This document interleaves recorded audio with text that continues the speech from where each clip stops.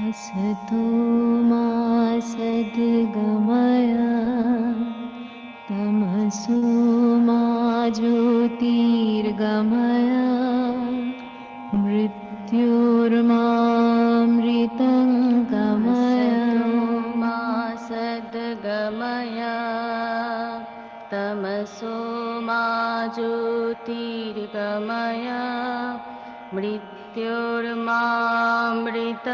गमय असतो मा सद्गमय तमसो मा ज्योतिर्गमय मृत्योर्मामृतं गमय ॐ शान्ति शान्ति शान्ति।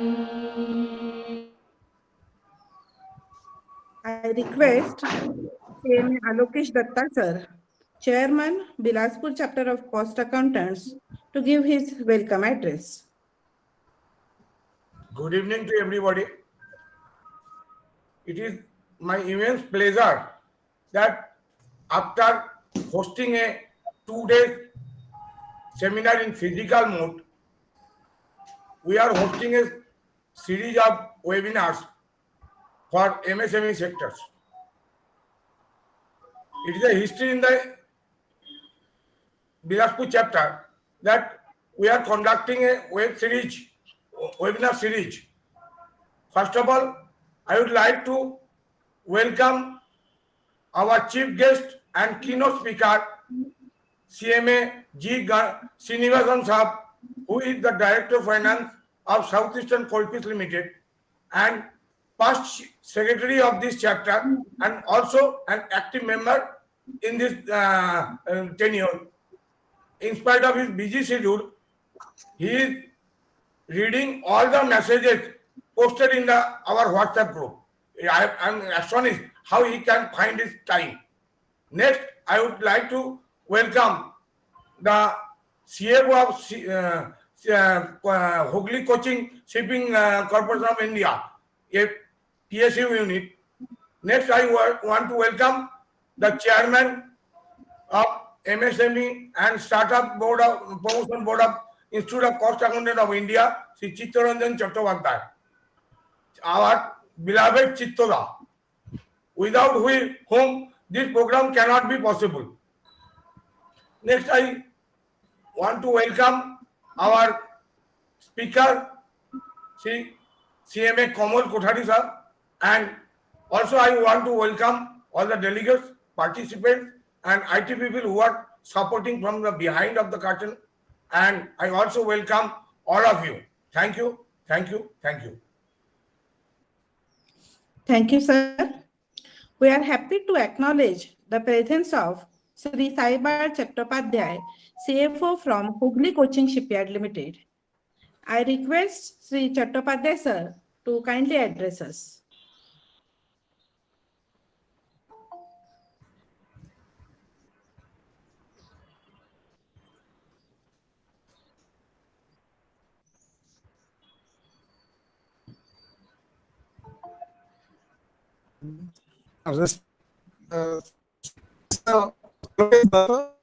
All honored CA members invited me as a speaker for this occasion, and I know this is playing a very big role in our economy.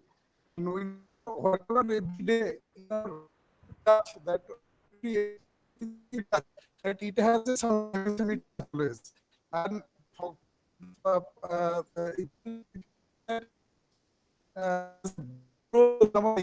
because almost 30% GDP of this sector, and almost 15 crore employment also comes from this sector. More than 1 industrial output comes from this sector, and 50% export also comes from this sector. So we want to understand how this sector, and this sector is also because of this position, small because that need be investment and whatever is needed that they require. That is why that they have always and result.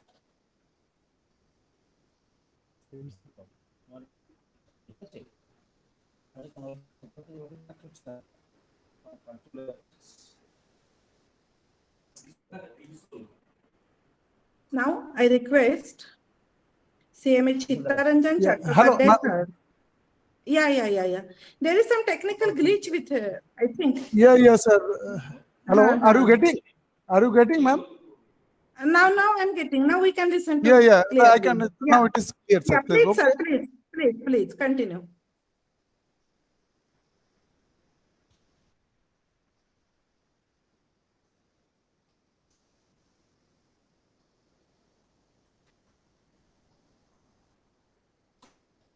Trying to push so that they can get whatever working capital or maybe in short term, long term, whatever loans they have, they get at a concession rate from the market. And apart from that, lot of other options are also available.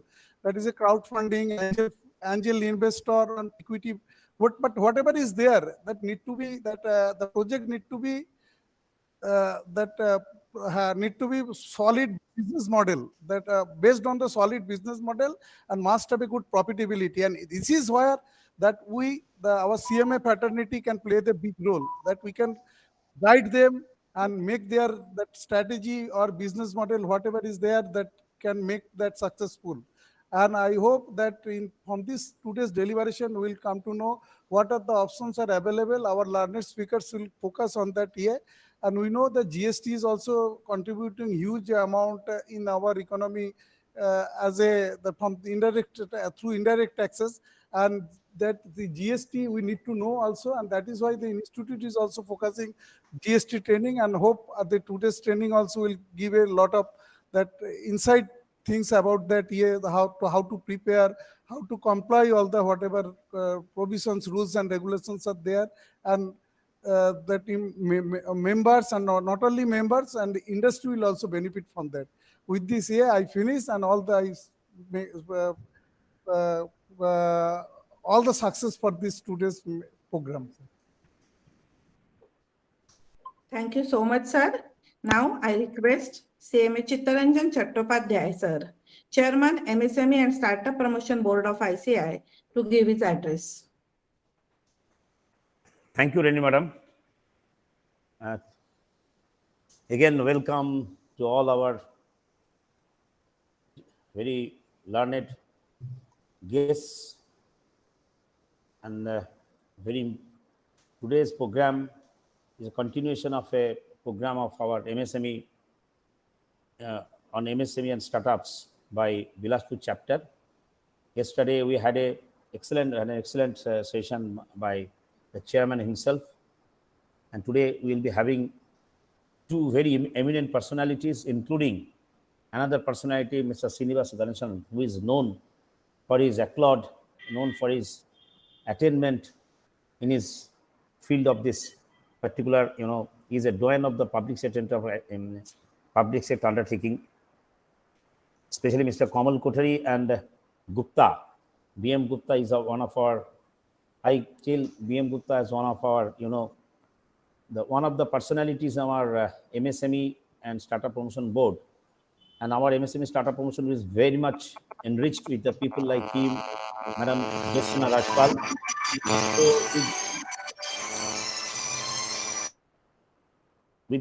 So today's program, in a very, I must say, very apt and justified topics, the alternative financing for MSMEs, as also the GST, the nitty-gritty of GST on MSMEs. Friends, this particular alternative financing, as a banker dealing with many MSME enterprises, I understand that particularly if we talk about the various financing options, the banks who are giving traditional finance, they are actually traditional finance provider.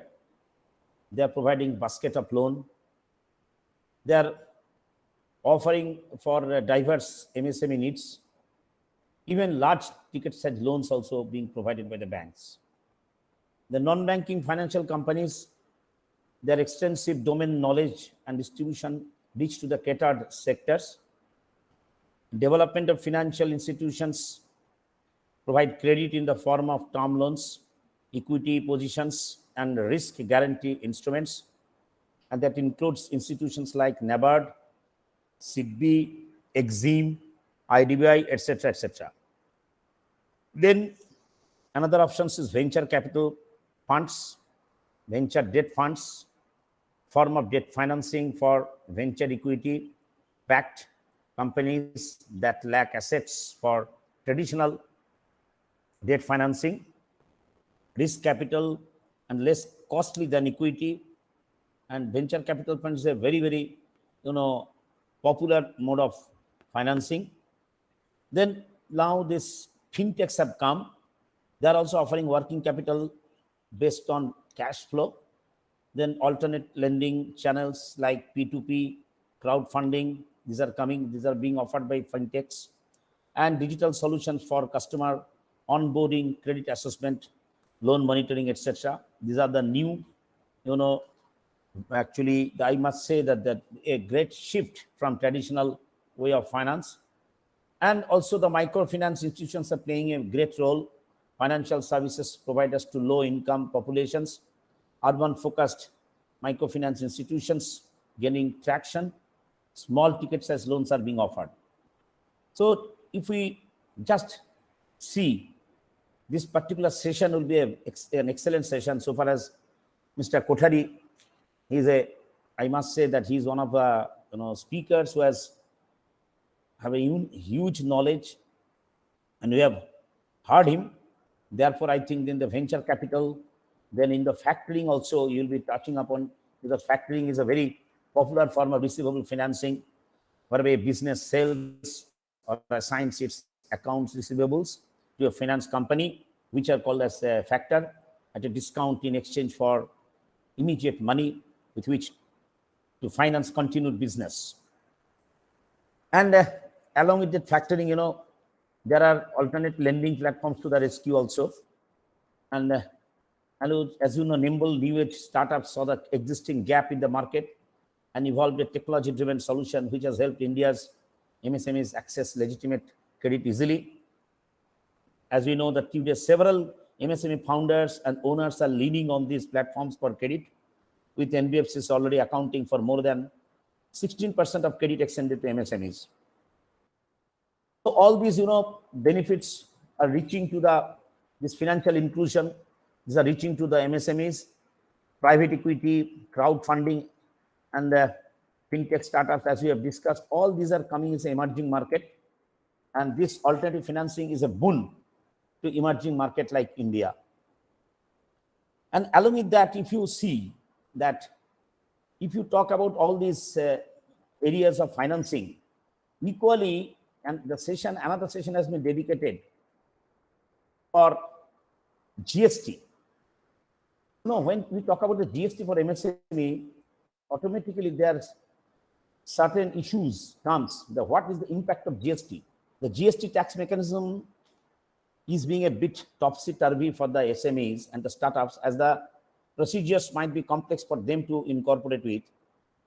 The new tax regime is supposed to and is benefiting them in the many ways, such as ease of doing a new business. It is an easier, because previously there were different tax structures being followed in different states and had different parameters to comply with VAT registration system. Now this one nation, one tax concept has become easier for doing a new business. Then transparency transactions is also there. GST will enable that in online and transparent view of the tax obligations and ongoings, minimizing the needs to liaison with the tax authorities offline. And wide expansion of the business is possible through this GST. Reduce tax burden due to an increase in threshold limit, as we all know. So GST system is eliminating the cascading effect of various state and central taxes, and a better cash flow due to input tax credit facilities. As we all know, this is another excellent and magnificent opportunity for the MSMEs. In fact, many MSMEs have been benefited also, although certain initial glitches are there, but it will not be a problem for that, because cash flow may increase because of facility of input tax credit, wherein business will be able to avail credit on input expenses such as supplies. Then online compliance procedure is there, so it will be very easy for the MSMEs. Logistics and delivery is becoming faster, so GST is eliminating time-consuming border tax procedures and toll check posts and encourages supply of goods across borders. So all these will be discussed by our learned speakers today, and I congratulate BILASPUR chapter to have chosen this excellent 2 topics in a single day session. And I think in the near future, we can really have more introspection on this. Because of this particular program, we shall be able to have many more sessions. And I congratulate especially the whole team of our BILASPUR chapter to be with us for coming 4 days. And I convey my gratitude and gratefulness to all our speakers, and especially our Director of Finance, who was our Mr. Ganeshan, who has kindly agreed to come over here, and Mr. Kothari and Mr. Mallikarjun Gupta. And I'm expecting that today's program will be another, learning session, relearning session, and unlearning session. Thank you. Thank you, sir. Today we have the honor of having Mr. CMA Sri G. Srinivasan sir, Director of Finance, Southeastern Coalfields Limited, as the chief guest. Before listening to his keynote address, let me give his introduction in brief. Sir is the Director of Finance in Southeastern Coalfields Limited since 12th August 22. He is a commerce graduate as well as associate member of Institute of Cost Accountants of India. He is having an experience of more than 35 years in finance in coal and coal mining industry. He has worked in various capacities in WCL, SCCL as well as CIL, that is Coal Corporation of Coal India Limited. His experience varies from corporate treasury management, direct and indirect taxation matters, corporate aids, etc. He has successfully implemented ERP, SAP module in WCL and in all 6 subsidiaries of Coal India Limited. And also he is the past secretary of the BILASPUR chapter. With this, I request our chief guest today to give his keynote address. Thank you very much, madam. Am I audible? Okay. Yes, sir, you are. Thank you. Audible, sir. Respected Chairman of BILASPUR chapter, Mr. Alakesh Datta, and Mr. Chitranjan Chatterjee, the ICMA Chairman of MSME Start-UP Promotion Board, and the 2 learned keynote speakers of today's topic, CMA Kamal Kothari ji and CMA BM Gupta, and all the other learned dignitaries and the listeners of this August session of Sunday evening. So I welcome all of you, and thanks for giving me an opportunity to have a small discussion on this topic. So first of all, a very big congratulations to the BILASPUR chapter. Even though you can see the BILASPUR chapter in a small a town in the India map, and coming up with a lot of activities under the chairmanship of Mr. Alakesh Datta. So that is really applaudable. And we are all, I've been a witness to the chapter's growth for quite some time. And after my second tenure at this place, Bilaspur, from August 2022 onwards, I've been seeing this chapter has been growing very well. And I also take this opportunity to extend my congratulations to all the new CMAs who have passed out recently, and all the intermediate students, and I wish them all success. So starting with the today's topic, in fact, we all know about the MSME is nothing new for any one of us. So it's really it plays a very, very, very important role in our economic development, and of course it is going to be the future of the country. There is no doubt in it. And the sector, in fact, has been developed and supported by the government for the industrial development and the development of the economy, And the ministry, in fact, the Ministry of MSME, they are aiming in enhancing the productivity and competitiveness, as well as the capacity building of the MSEs in our country. Whether it may be the offering a sort of a grants or discounts on the patents and any sort of subsidies which are being offered. So I think the MSEs or MSMEs are being nurtured to be the best competitors in our country. And the opening address given by Mr. Chatterjee, I mean, I think none other than Chatterjee could have given such a beautiful the opening about the MSEs. He has given a very good idea about how it works and what are all the institutes initiatives. So that is also being done. So thank you, Chatterjee sir. And we, in fact, the public sector, we are also extending our entire support to the MSEs. I would like to say we are basically making our procurement of goods and services through based upon our public procurement portal and based upon the policy of the procurement of the goods and services of the country, the government of India.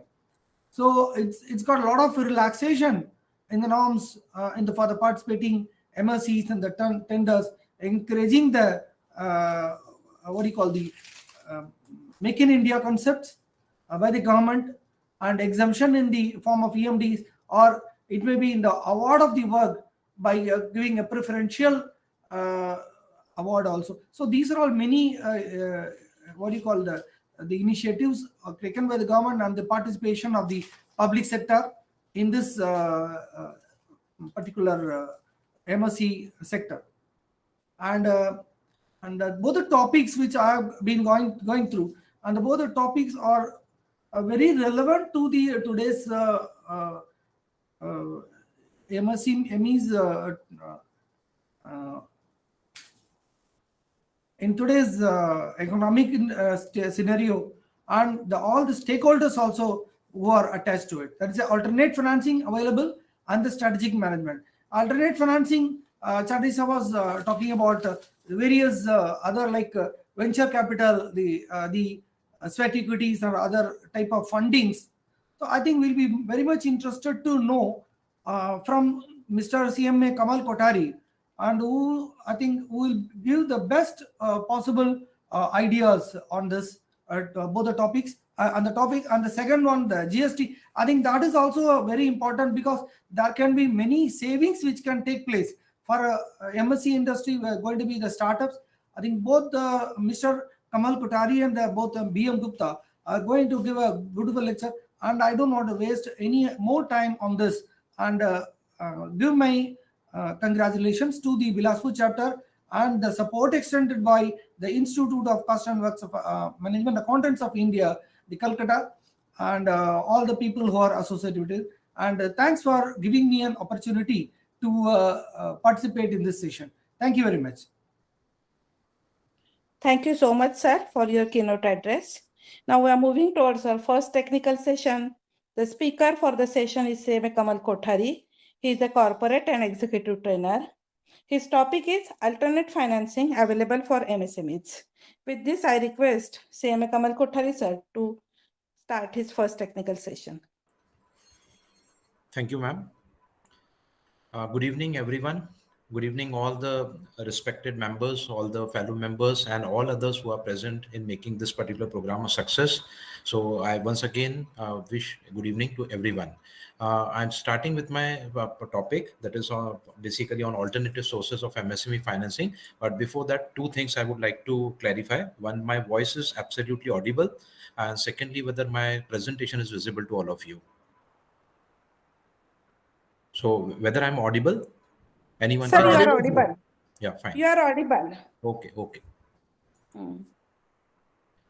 And just I'm sharing my presentation.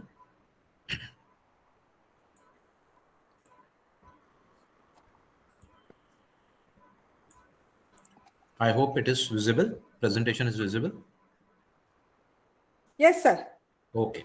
So let us start now. I'm starting first with the basic of importance of MSME. Of course, we all of us know that what is the importance of MSME in the country's contribution. We can say it is one of the primary growth engine for the economy to spear ahead. But still, since we are talking about alternative sources of finance, why do we pay so much of importance to the MSME? That I'll discuss in brief, and then we will see what are the pain points or what are the pain areas of traditional financing, and then we will switch to the alternative modes of financing. So first of all, if I just see about the MSME, I'll just cut it short and keep it brief. Basically, we can say that MSME in any economy is a major catalyst for many activities, including employment generation. Even entrepreneurship can also be set up through the MSME platform. MSMEs are usually considered to be very, very labor intensive kind of organizations. And because of that, government always pays a lot of thrust in the development and the progress of MSME, because they can help in a very big manner in employment generation. Apart from that, we can see that there are MSMEs which are completely heterogeneous in character. It means that their levels of doing business, their levels of technology, their levels of employment, the kind of products and services they are catering to the people, all is quite different. They are not alike or similar or identical. And that is the reason that we pay a lot of importance to the MSME segment. When we talk about the key hindrances or the key obstacles or bottlenecks facing the MSME segment, the first is high cost of credit. And what is the basic reason for that? So I'll just touch very basically about it. Basically, we know that the structure of the MSME is not very much organized. So from the banking perspective, it becomes very difficult to identify that exactly what is the operational method of the MSME, whether the funds will be utilized properly or not. And even when it comes to the collateral, so the quality of the collateral and the quantity of the collateral that we can get from the MSME, that also basically makes it difficult for the banking sector to think whether we should be giving adequate financing or not. So high cost of credit has become one of the major hindrances. Apart from that, in the absence of basically finance and also in the absence of scalability, access to technology, which otherwise is possible for big firms or big corporate, is also really a very big problem, because we know that in today's world, we can substitute technology for other shortcomings also. But again, in the short run and in the initial stages, there has to be a lot of expenditure for the purpose of getting new technology implemented. So there also MSME find it very difficult to get the new technology.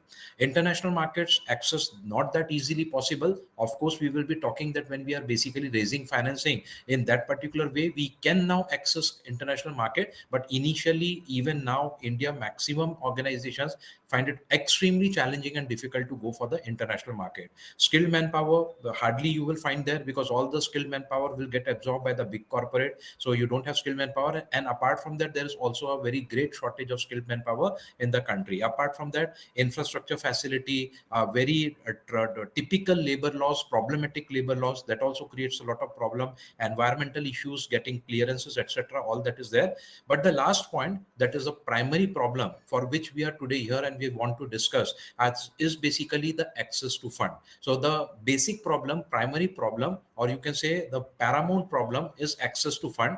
If this particular problem can be sorted out, then I can think MSME can just behave like the foreign counterparts, or I can say that the MSMEs which are working in the foreign country, they are just working like big corporates. They are highly profitable and they have a lot of incentive to grow further also, which is not the case in India. So we have seen by example and by the data points that we have, that in foreign country, there is not much of the differences between the MSMEs and the big corporate when it comes to the access to fund and the growth trajectory. Even the MSMEs are growing exceedingly well in foreign country. But in India, we are slowly evolving. Government is coming up with a lot of scheme, alternative financing, what we are going to discuss, that is also going to pave a very big way for the MSMEs in days to come. And I hope because of that, definitely MSMEs will clock good growth in the days to come.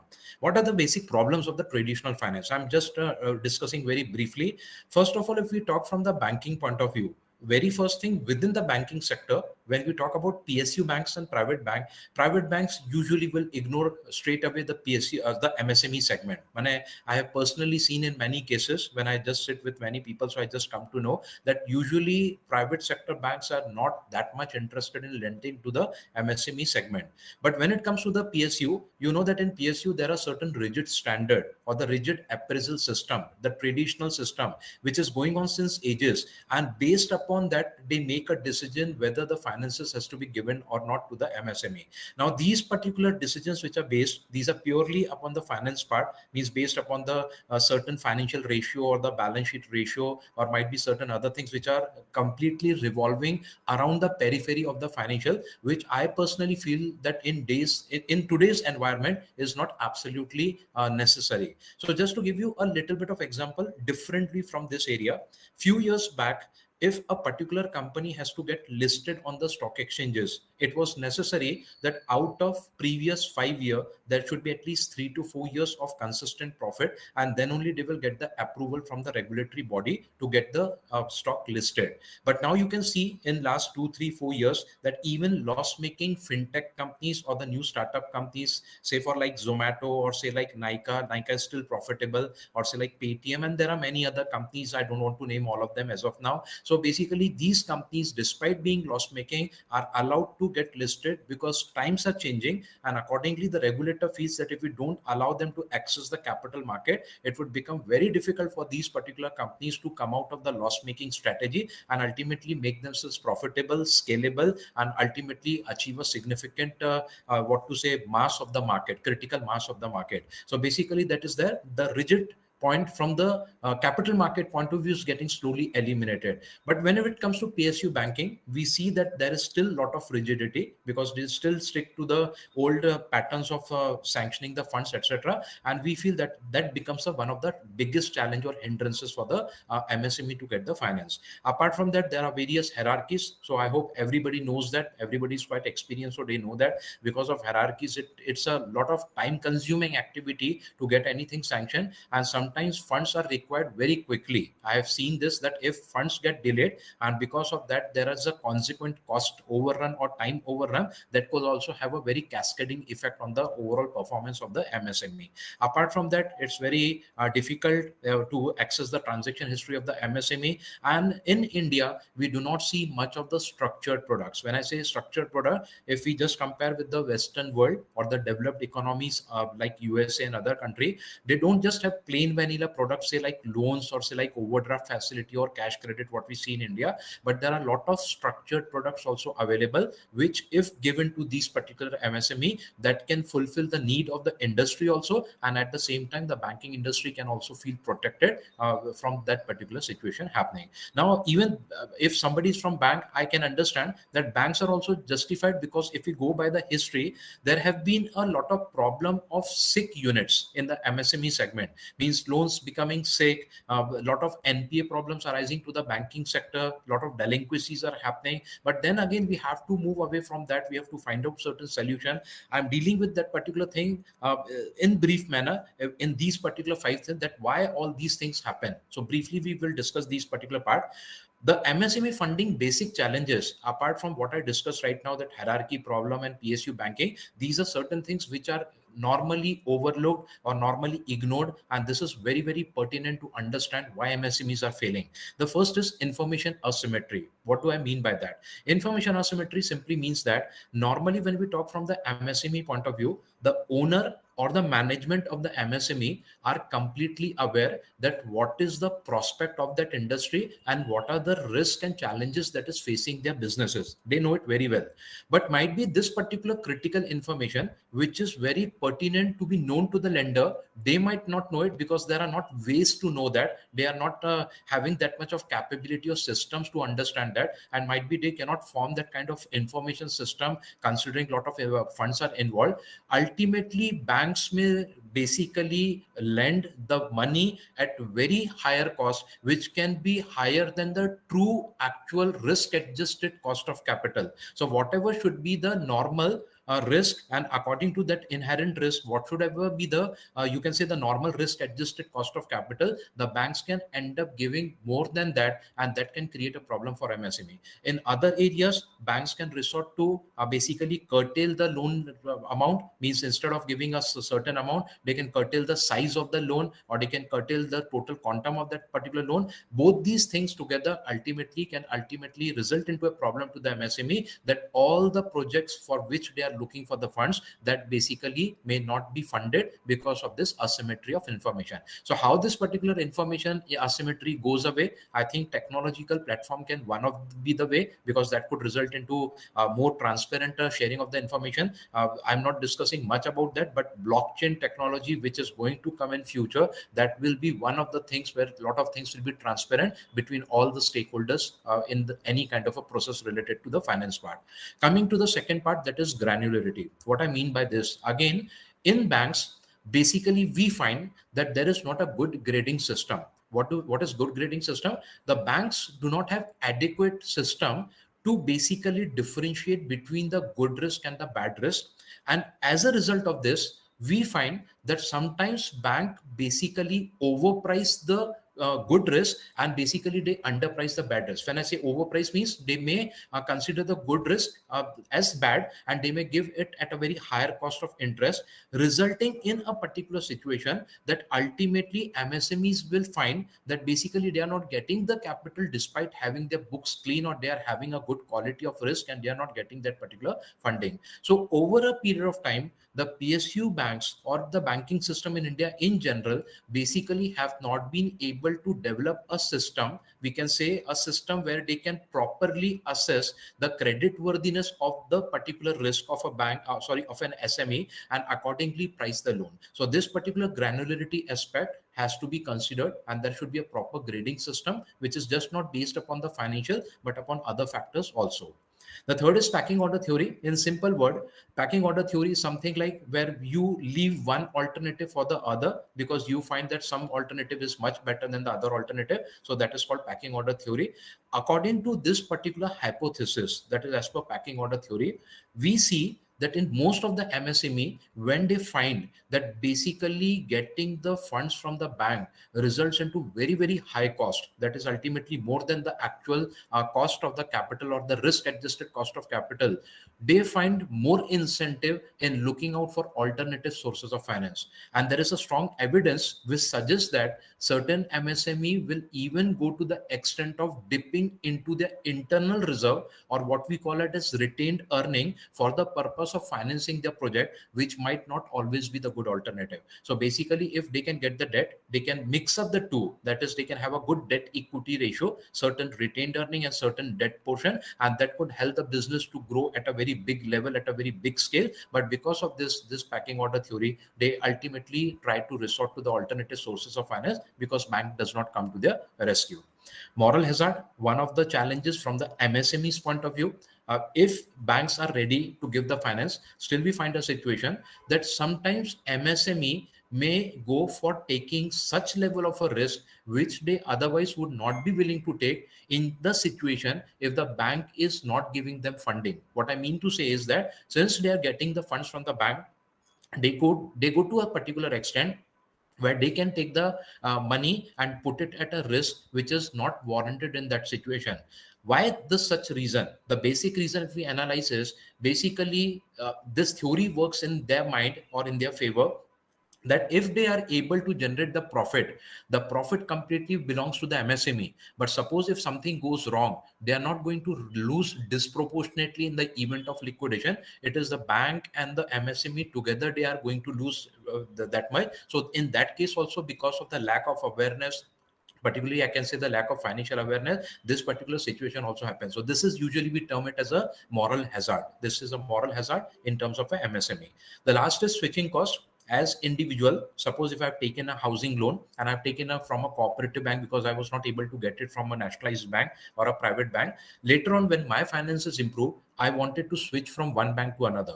Sometimes it happens with the MSME that due to unfavorable terms and condition, they wanted to switch from one bank to another, but they find it difficult.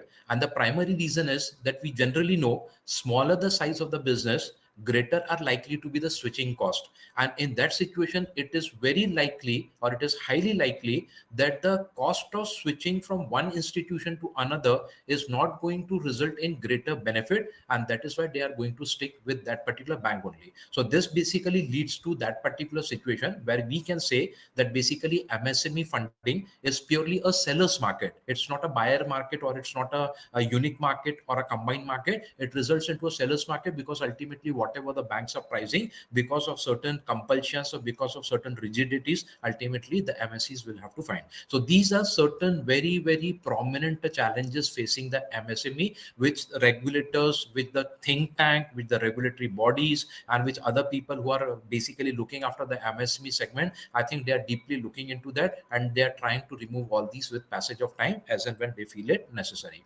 Now, why the need for alternative financing? I'm completely now going to the alternative financing part. So basically, we know India is a country where we have extensive network of banks. Now, particularly if I talk in today's term, whether it is a rural area or it's an urban area, we find a lot of banks. Sometimes if I'm on a signal and I just keep on seeing here and there, I find that sometimes at a particular place, 3 to 4 banks or 2-3 ATMs are there. It means that the reach of the banking segment among the masses, both in the rural area as well as in the urban area, has grown extensively over the year, particularly because of the private sector banks also. But despite that, when we see the funding to the MSME segment, it is still not that much which is required, so that ultimately it matches the size of the industry. So the contribution that the MSME is basically trying to make to the overall economy and the finance that they are getting from the financial institution, the both are not commensurate with each other. It means they are not in proportion to each other. The contribution is quite high from the MSME part, but the funds that they are getting is really very, very negligible, or it's not up to the mark. So based upon that, we feel that the time has come. We should not be completely dependent only on the bank financing. Of course, we can get that at any time if we improve our balance sheets and other things, but we should also try to explore and try to find out what are other alternative sources of financing. So I start with the first alternative source of finance, which is basically securitization of the trade credit. So trade credit, as all of us know, that basically we are talking about the trade receivable. Any particular MSME, usually when I go for big corporate during the lunch session, and I remember this thing when I'm talking about during the time of the GST, when I used to talk with many people. So sometimes the corporate people will say, we do not deal with those vendors who are basically opting for the composition scheme, because ultimately we are interested in taking the ITC.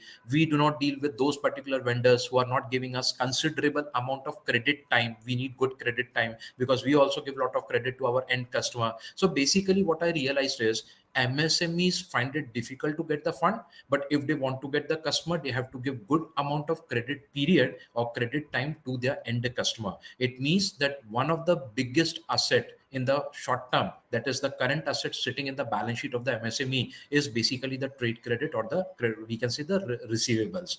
How ultimately we can get rid of this, or better to say, how can we better convert this particular asset into more liquid form? We are going to see 1 or 2 slides on that particular part, which will cover this, and then second I will cover the factoring part, and I think that would be that would go a long way in solving this particular problem. So we know that banks are giving a lot of credit, and credit are also not for very short periods, say like 10-15 days. Sometimes it can goes to 2, 3, 4, 5, 6 months also. So this, in order to overcome this situation, when we talk about securitization of trade credit, this concept has again come up from the US, where we have a concept called mortgage-backed securities and asset-backed security.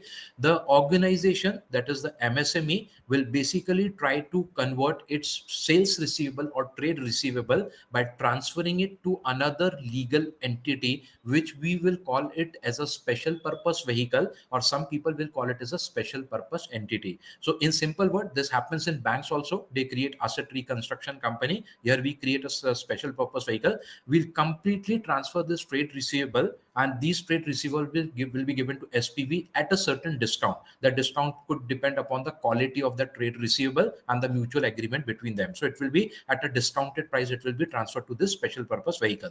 Now the question is, from where this new entity will get the funds? Because it's a new legal entity. The special purpose vehicle is just being created. How are they going to get the fund? So these special purpose vehicle will create certain financial instruments in the market, of the nature of debt instrument, and ultimately whatever funds they get from that particular debt instrument, that will be paid to the originator. Originator means the company from which we have got the trade receivable, and this way this particular cycle will work. Now another question is how the investors would be interested, or why the investors would be interested in investing in this special purpose vehicle. So obviously all this particular mechanism has to be done through a credit rating mechanism, that we have certain credit rating agencies like CRISIL, CARE, ICRA, Fitch, etc. So these credit rating agencies will help us to identify what is basically the nature of the collateral or the nature of the trade receivable, and based upon that particular credit rating, ultimately the pricing of the debt instrument will happen.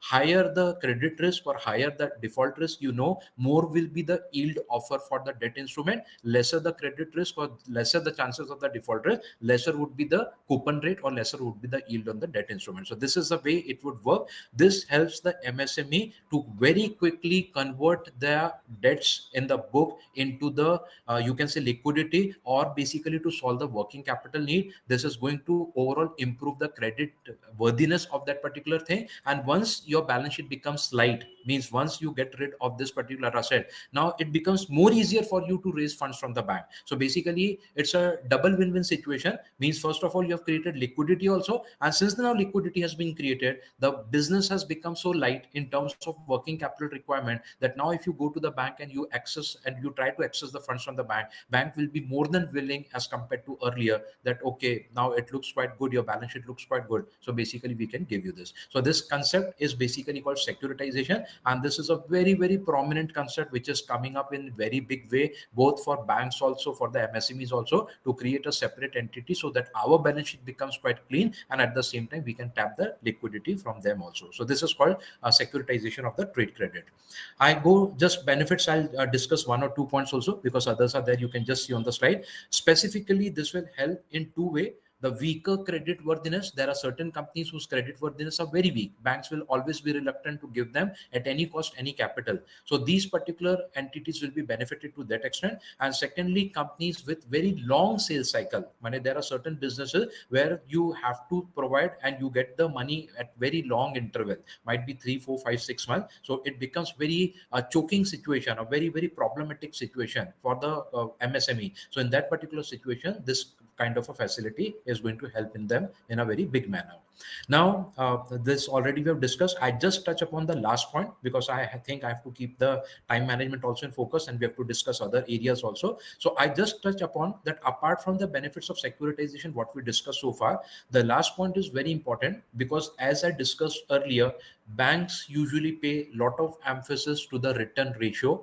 Because of this factor, your return ratios are also going to improve considerably. So when we talk about debt to equity or return on assets, or what are your day sales outstanding or debtors aging, all this is going to improve in a very significant manner because of the securitization expense. So ultimately your quick ratio is good, and once your quick ratio is good, again you are able to access the funds from the bank at very competitive rates. So this is basically about the securitization part. I move to the second part, factoring. Factoring is something which I can recall that I have learned it for the first time when I was doing my study. So I think it is, though we say it's alternative source of finance, but it is something not very new. Most of the people know about the factoring part. So we can just finish it very fast. First of all, the factoring is basically a third party called factor, which directly purchases all your trade receivables the moment you sell the goods and you generate an invoice. So the moment you generate an invoice, usually 85 to 95% of the credit sales will be immediately funded by the factor. The factor is into that particular business only, and they will immediately release that much of funds to you. So the difference between the factor and the asset securitization is, in asset securitization or the securitization of the trade credit, we go one step further and we create a special purpose vehicle which is something connected to us. In this case, we are not creating any entity, but rather we are going to a third party which is a factor, and we are completely delivering that particular thing to them. And now it is up to the factor how to recover the amount from the trade receivable. So again, the same procedure would be there after having a certain discount, say like 5, 10, 15%, whatever they feel or deem it necessary, and they will provide the funds to the MSME. One important part, no constraint constraint of geography. You can be in any part of India. The factor can be in any part of India, because everything now works online. Everything is technology based. So basically you can get this particular thing very easily. Just when you take funds from the bank, you have to provide a lot of documents like working capital, the documents like your books of account from time to time, whatever, how have you dealt with the overdraft of the cash credit thing. All these explanations are not required. So the hassles of the accounting administration are also overcome to a large extent. Plus, no collateral. You don't have to give any collateral. They have their own estimation, and based upon the estimation, they give you the funding very easily. So I think the factoring is one of the very easiest way. Just as a background, who are doing this factoring? So we know that banks do it mostly in India. Prior to 2020, means in 2020 we had COVID, and because of the lockdown and the consequent problems of the MSME segment, the government realized that this is the time that we need to take certain liberal action. So prior to 2020, only those NBFCs were allowed to do the factoring business whose principal activity was to deal with the factoring part. Means if they are doing other business, they were not allowed to do the factoring part. But now after 2020, or we can say as early as 2021, governments have given in principle approval even to the NBFC that if they are willing to get into the factoring business apart from other businesses, they can easily do that thing also. So the channel, or you can say the spectrum or the volume of factoring business that can be done in India, both with the banking segment as well as with the NBFC segment, is now enormous. And that is the reason that now MSMEs got little bit more breathing space as far as getting the funds from the factoring is concerned. So this is briefly about the factoring part. Now I come to the actual in today's world in the more sophisticated manner when we talk about more alternative sources of finance. So we talk firstly about the angel funds and the venture capital fund. I'll try to explain in my way what is the difference between angel funds and venture capital funds also. But just to give you a broad brief idea, when we talk about this kind of a funding, that is venture capital funding, the first important thing is this is basically meant for those MSME which have started like a startup. So basically the startups have the idea, they have a lot of innovative ideas in their mind. Might be they have some 5-6 very energetic, young, enthusiastic, knowledgeable people associated with them, but they do not have the relevant funding. And might be these are the first generation entrepreneur. Because of that, they don't have any credit history, they don't have any funding history, they don't have any family background or the corporate background. So if they go to any financial institution or the bank, they will straight away reject their idea because nobody wants to play with this particular idea. And that is the reason here venture capitalists come into play. So let us say that suppose if tomorrow Tata comes up with a startup. So can Tata face a problem in getting the fund? Absolutely not, because there is already a very good background that the startup is being started by the Tata group. So of course it's not going to be a problem. And even if there is a problem, they will easily be able to repay the fund. So they will get the fund. But first generation entrepreneur like me or some other people who are between 30s, 40s and they want to start it, they go for this venture capital. Now, what is the mode of the venture capital? When we talk about venture capital, as the name suggests, this is a capital for a venture.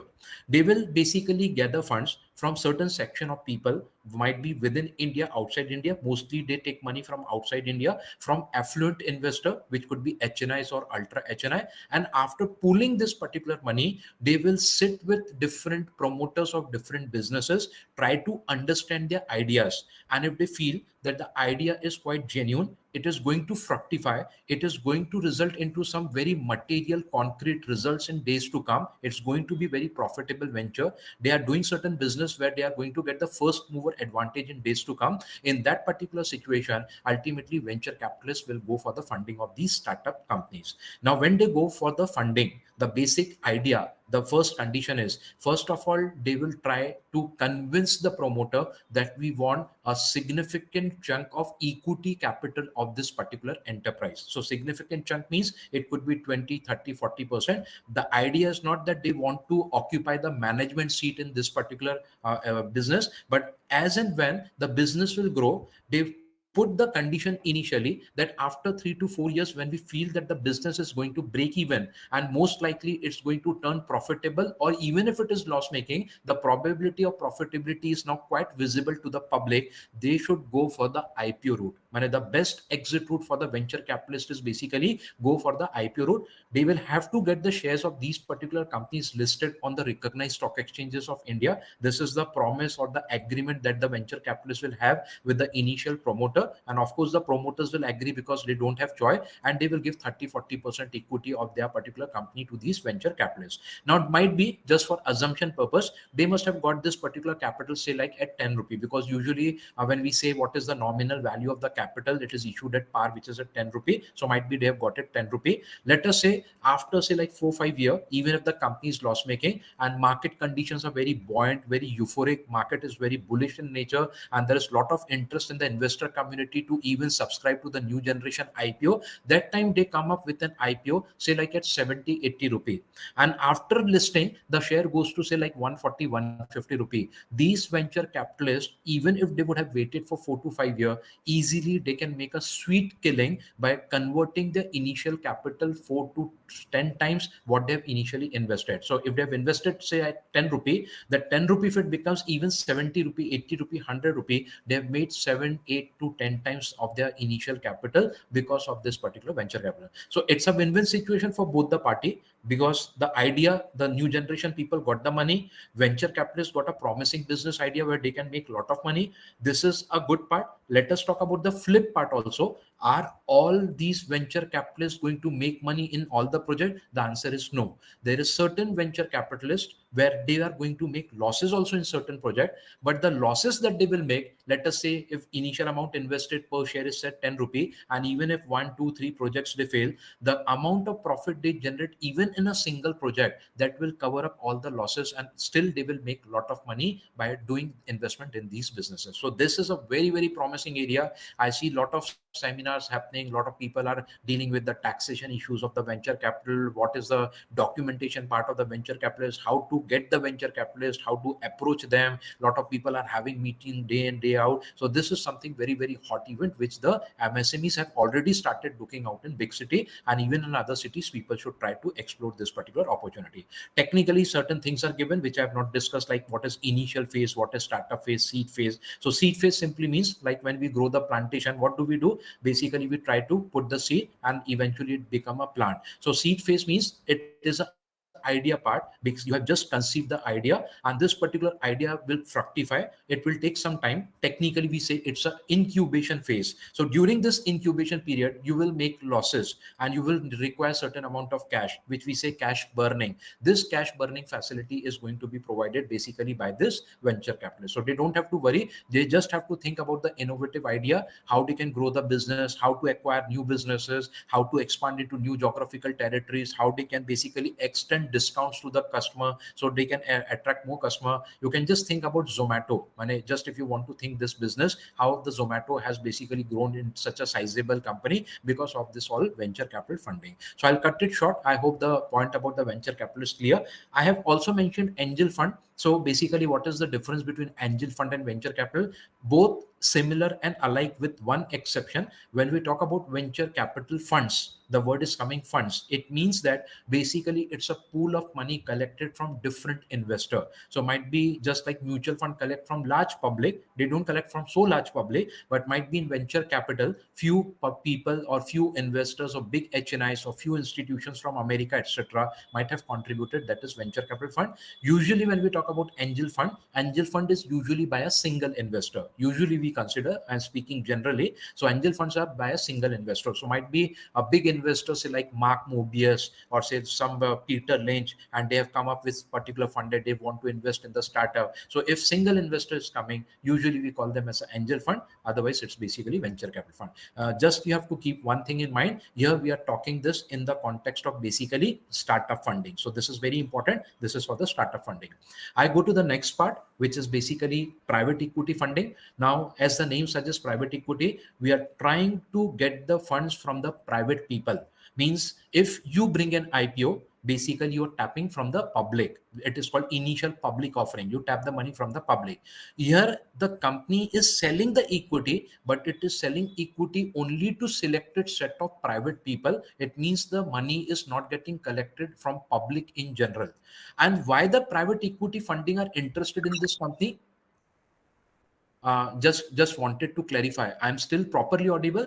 Sometimes there are messages on the screen, erratic connection. So I'm properly audible to everyone? Yes, audible, audible. Okay, thank you. So why the private equity people are basically interested in such entity? These entities are not the startup ones. These entities are already basically started few years ago. They have achieved a reasonable level of maturity in terms of their business growth, but still there is a long way, and the potential of these businesses is enormous. It's very huge, it's very gigantic, it's very mammoth.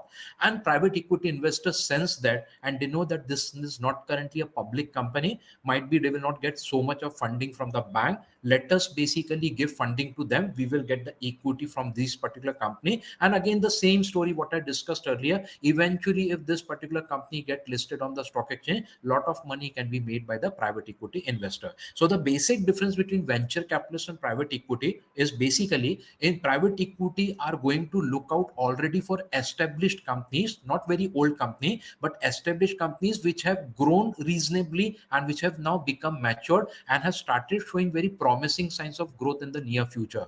And the investment in these companies would be again for 3 to 5 years. And these private equity funds, they also get the money from the public, and they get the money from the public for 7 to 8 years, with a condition that the public will not withdraw any money from the private equity fund, because ultimately they have lent this money to this enterprise. So they only take money from those public who are interested to keep the money with the private equity fund for minimum 7 to 8 years, means on a non-withdrawable format. That means you can, in simple words, say it's in kind of a lock-in format. It's a lock-in format, and the private equity will invest in this particular thing. One more interesting thing is, in private equity investment, apart from the funding, most of the private equity investors will also bring along with them certain new level of technology or expertise or experience, because might be they have done such kind of private equity in similar other business in other country. So now that experience is very rich with them, and they are very much interested that if we put this experience into this business can quickly become more profitable, which in turn is ultimately going to benefit the private equity investor only. So they definitely try to bring more technology. Apart from that, they will also encourage this company that you don't have to bother for the funds, but you go for the organic growth and the inorganic growth. So when we say inorganic growth, basically for more mergers and acquisition or takeovers of new company, or expanding to new geographical territory where there is no presence of such kind of business, and ultimately chances of growth will become more evident. So basically, when I talk about the organic growth, in organic growth, you know that it takes a lot of time. So these days, most of the people are basically interested for going in organic growth through the route of acquisition, mergers, and other things. So this is basically the private equity funding part. I go to the next part, which is mezzanine financing. Very, very new in India, but whether it has started, yes. If you go to Mumbai and big cities, even in Gujarat, I'm talking about the industrial area of the Gujarat, you will find that mezzanine financing have come. Now, basically, what is this mezzanine financing? I hope that you must have heard this particular word called mezzanine. When we go in any apartment and when we take a lift, so between the ground floor and the first floor, you will find some particular floor which is called as a mezzanine floor. Why I'm talking in this particular manner? I'm saying that when we talk about mezzanine financing, this particular instrument of raising finance is something just like that, which is between equity and debt. Neither it is pure equity nor it is pure debt. It is structured like a debt, but it has the features of the equity also inbuilt into it. So the investor will decide whether to convert into equity or not. This was just a general explanation. I'll go more deeper and try to explain what is mezzanine financing. Now, why the concept of mezzanine financing? First, if I talk about venture capital financing, the venture capital financing was done basically for the new startup. Again, in that situation, the promoters have to give away their equity to the venture capitalist. Then we came to private equity funding. It was for the matured companies. Again, you have to give good amount of equity to the investing enterprise, that is to the private equity people. Now, suppose if the company feel that basically the equity is one of the valuable thing, and 20-30% equity we do not want to give to another thing, another party, and the entity which is investing, they feel that this particular enterprise is trying to do a business which is a bit of basically speculative in nature. So speculative means, I'm not saying about betting part, but speculating means that it is little bit risky in nature. It can become a success. If it becomes a success, it would be a bumper or a blockbuster success. But if it fails, then it could result in many problem for the investor in this particular company. So in such a situation where I do not want to part with my equity also, and the investor sees that there is certain amount of higher level of risk, in such a situation we go for this kind of financing, which is basically known as mezzanine financing. So as I said, both the attributes should be present, debt and equity, but usually it will be, if you see the basic characteristic will be of the debt. And if it is of the debt, so one important thing is that, since I have said many times that there is enormous risk, so one thing comes to the mind of the investing enterprise: what happens if something goes wrong and the company goes into liquidation? So in this particular situation, when we talk about the mezzanine debt, in terms of liquidation, what would be the hierarchy of these people? So after the secured creditors of the company, these particular investors will rank second in order. Means once the company goes into liquidation, the creditors will be paid who are secured in nature. But before we pay any money to the equity shareholders of the company or the promoters of the company or to any other people, the people who have provided mezzanine financing, because they are between, you know now what is mezzanine, they are in between. So these particular entities will get the amount what they have invested in the company. So basically we can say, technically speaking, this is a subordinated debt. This is a debt just next to the creditor, but this is a debt little bit higher than the equity, and that is why we can say it's a second mortgage, or more prominently we call this as a subordinated debt. Moreover, the yield on this instrument, when I talk about yield is nothing but simply we talk about the return. The return is high because the coupon payments attached to this debt instrument would normally be very high. It could be, say, like in a scenario of India, it could be, say, like 14, 15, 16% of debt also. Yeah, people do invest at that level also. I've seen in case of one of the very prominent company that they have even taken debt at the rate of 19%, and that issue was raised in the annual general meeting. When I was just going through the transcript, it was raised that how come they have raised the finance for 19%, and that too not a startup. It is about a very, very renowned company, 50-year-old company, very prominent company belonging to a very excellent group. So sometimes situations compel the organization to go ultimately for higher raise of funds also. Then they look alternative to retire that particular debt, and that is the thing of mezzanine financing, that this is little bit costly debt, but if you do not want to give away the equity and still you want the fund, and your business is a little bit risky in nature, then you go for this kind of mezzanine financing. I had been talking about the debt part. Now where is the equity part? So basically there are certain equity linked components to that, since this concept is coming from USA. So when I talk about equity linked component, means that there will be optionally convertible available, like they can convert into warrant, and these warrants are listed on the stock exchanges. So warrants basically do not carry dividend as equity shares carry dividend. So these warrants are basically the outcome of this particular we can say the equity link part of that, and that is why we say that this is something equity link. So if at a later date, means choice would be given to the investor. If at a later date the investor feels, I do not want my money back, I do not want the debt to be repaid back, I want to convert this particular debt into equity, or the situation turns so bad for the company that the company is not in a position to repay the debt, in that particular situation the company, investing company, that is the mezzanine financing company, may opt to convert this particular debt into equity or equity related warrant. As the case may be, it depends upon the country that what kind of equity level of instruments we have. And lastly, these kind of transactions are completely over the counter transaction. It means these are not exchange traded transaction. These are done mutually between the party, and therefore we call them as over the counter transaction. So this is a very, very new concept. Just latest it has come. Latest means might be 2, 3, 4 years back. Very few transactions, but slowly it is also catching up in India. Moving to the last part of the alternative financing, and that is basically SME exchanges. So we all of us know that the Indian stock market has been booming, doing quite well, and it has been outperforming the rest of the world. And in the emerging market basket, if you see, then basically India has gained a lot of prominence. After the COVID crisis, even the China has been left behind when we talk about the stock market return. So stock market interest is generated in a very big way. Even currently we see that there is a lot of outflow of the foreign money, but still there is a lot of interest both from the foreign investors and from the local investor. Coming to the SME financing, in 2012, government has given in principle approval that both NSE and BSE can separately start SME platform, and even the SMEs are now allowed to bring their IPOs and get them listed on the different platform. So they will not be on the same platform, they will have a different platform. The most successful SME platform currently is basically NSE.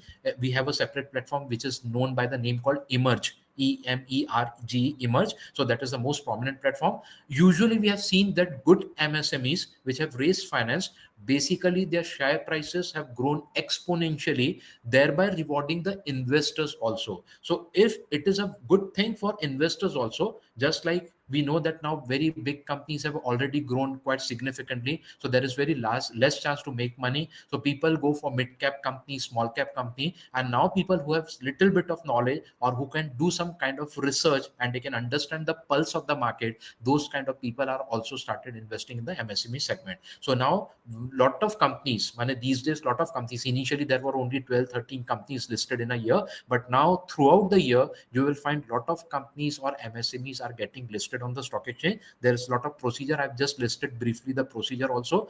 This is apart from the raising of the fund, one good part about MSME listing is it gives lot of credibility and visibility to the company also. It improves the brand image also of that particular SME, and this particular SME is then able to tap capital in the international market also. So one of the advantage of stock market is when any company, big company, small company, the moment you get on that particular platform, now you are visible in the eyes of the world if you are doing good in your business, and then accessing capital becomes more easy. And also you know that when you are listed, basically if you go to a bank, then you have a different set of credibility. So banks are now also more keen because the valuation of this company becomes easier. Lot of disclosures are coming because of the listing part. Since you are listed, so SEBI does not leave you very liberally. It will ask you to disclose lot of financial documents with the authorities and the regulator. So because of that particular banks also realize now that funding is more better because of the transparency part.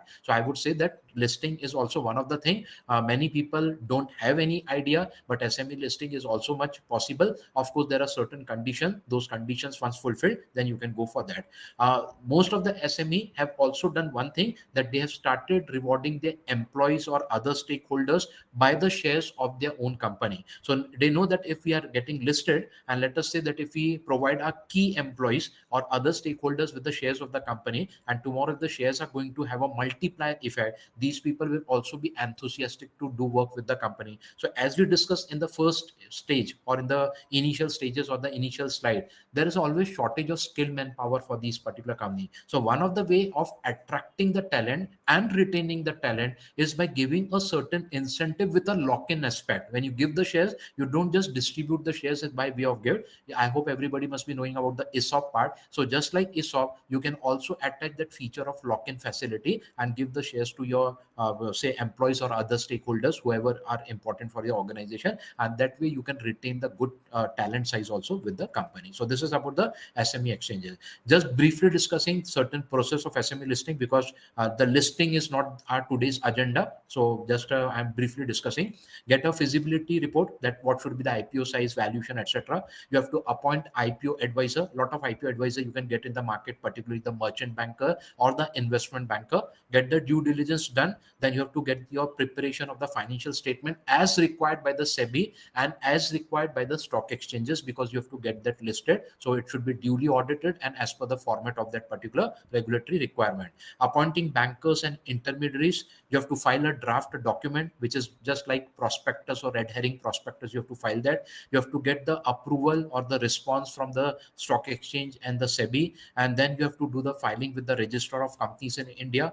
You have to do certain roadshow because you are a new company, so nobody knows you. So you have to do certain extensive campaigns, and you have to. I have seen this kind of roadshows also happening, and that also gives a lot of visibility. Getting anchor investor. Anchor investor is simply means that suppose if you feel IPO is not going to be completely successful, so just like underwriters guarantees or promises the success of the IPO in the event if it is not fully subscribed. Similarly, we get certain anchor investor which will occupy a significant chunk of your IPO book. So that is the anchor investor. Then launching of the IPO, accepting and receiving the bids, closure of the IPO, etc., allotment of the shares, obtaining the listing approval, listing on the stock exchange. So this is what briefly I've discussed. I have not gone into detail. We can discuss even 3-4 hours about the listing process also. So this is about that. Having said this, I conclude this particular part of the alternative sources of finance, but I personally feel that even after getting this finance, there is one responsibility in the SME segment. That is, first of all, they should be very responsible in getting the finance from whatever source they want to get it. Sometimes it happens in anybody's life. If you're able to get a cheap or easy way of finance, then people sometimes become lethargic in dealing with their operation. So that should not be the case. They should be responsible borrower. They should make judicious use of the finances. The second part, they should maintain their books of accounts very properly. They should try to file their information very accurately with the bank and with the relevant authorities.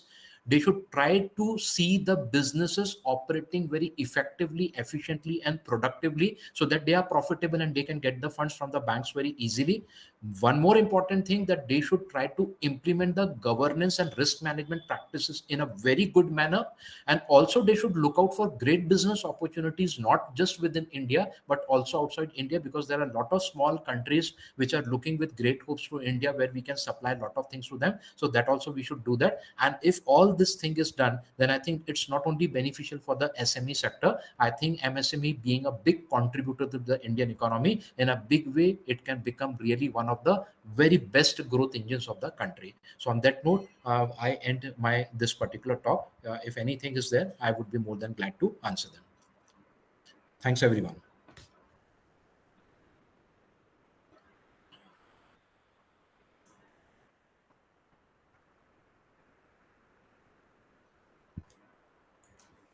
Thanks, sir. Thanks a lot, Kamal sir. Yeah. That was really nice one. Now with this, we are moving to our second technical session by CMA BM Gupta. CMA BM Gupta sir is a CFO and GST and management consultant. He is a member of MSME and Startup Promotion Board of ICI. Today he is going to cover the topic strategic management of GST for MSME.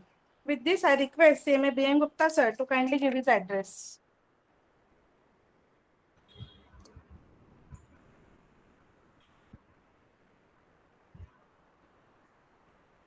BMG, you are muted. Yes. Please unmute yourself.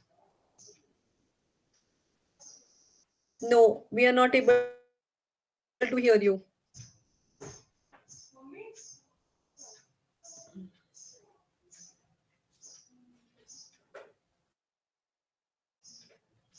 Please unmute yourself.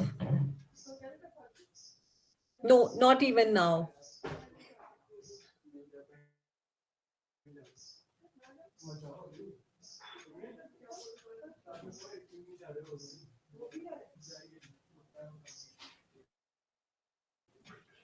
Please unmute your voice.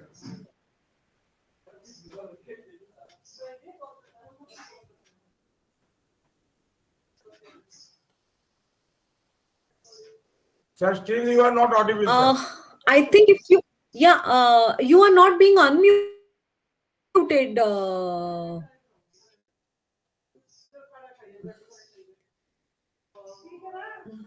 You just try by removing your earphones. It may be working. No.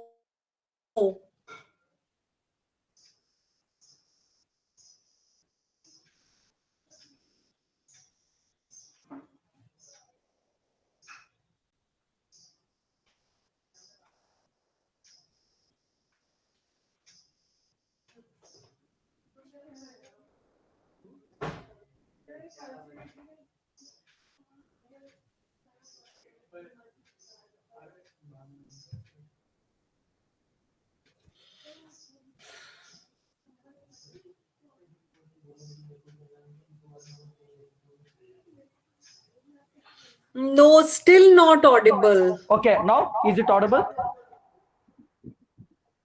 Yes. Yes, Okay, yes, perfect. yes, yes. Yes. Yeah, Yes. looks like there is some technical glitches. I've joined through the mobile, no worries. Friend, I would like to thank the Bilaspur chapter No, for it's giving fine. me this opportunity on handling a session on strategic management for SMEs. If you see GST, it is dubbed as one nation, one tax, and in reality also it is one nation, one tax. The tax compliances which the taxpayer has to take care previously has come down very much comparatively to the pre-GST era. I'm just sharing my desktop. Please confirm me if you're able to see my screen.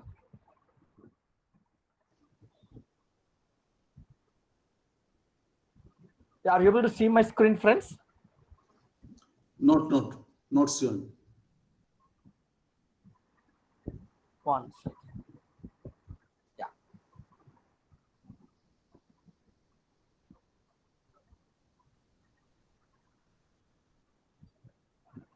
Now, Yeah, okay. it is appearing now. Yeah, perfect. Thank you. Now it's appearing. As Kamalji, our Bilaspur chapter chairman, and our keynote speaker Srinivasan Ganeshan sir, everybody have echoed the same voice that MSMEs are the backbone of the Indian economy.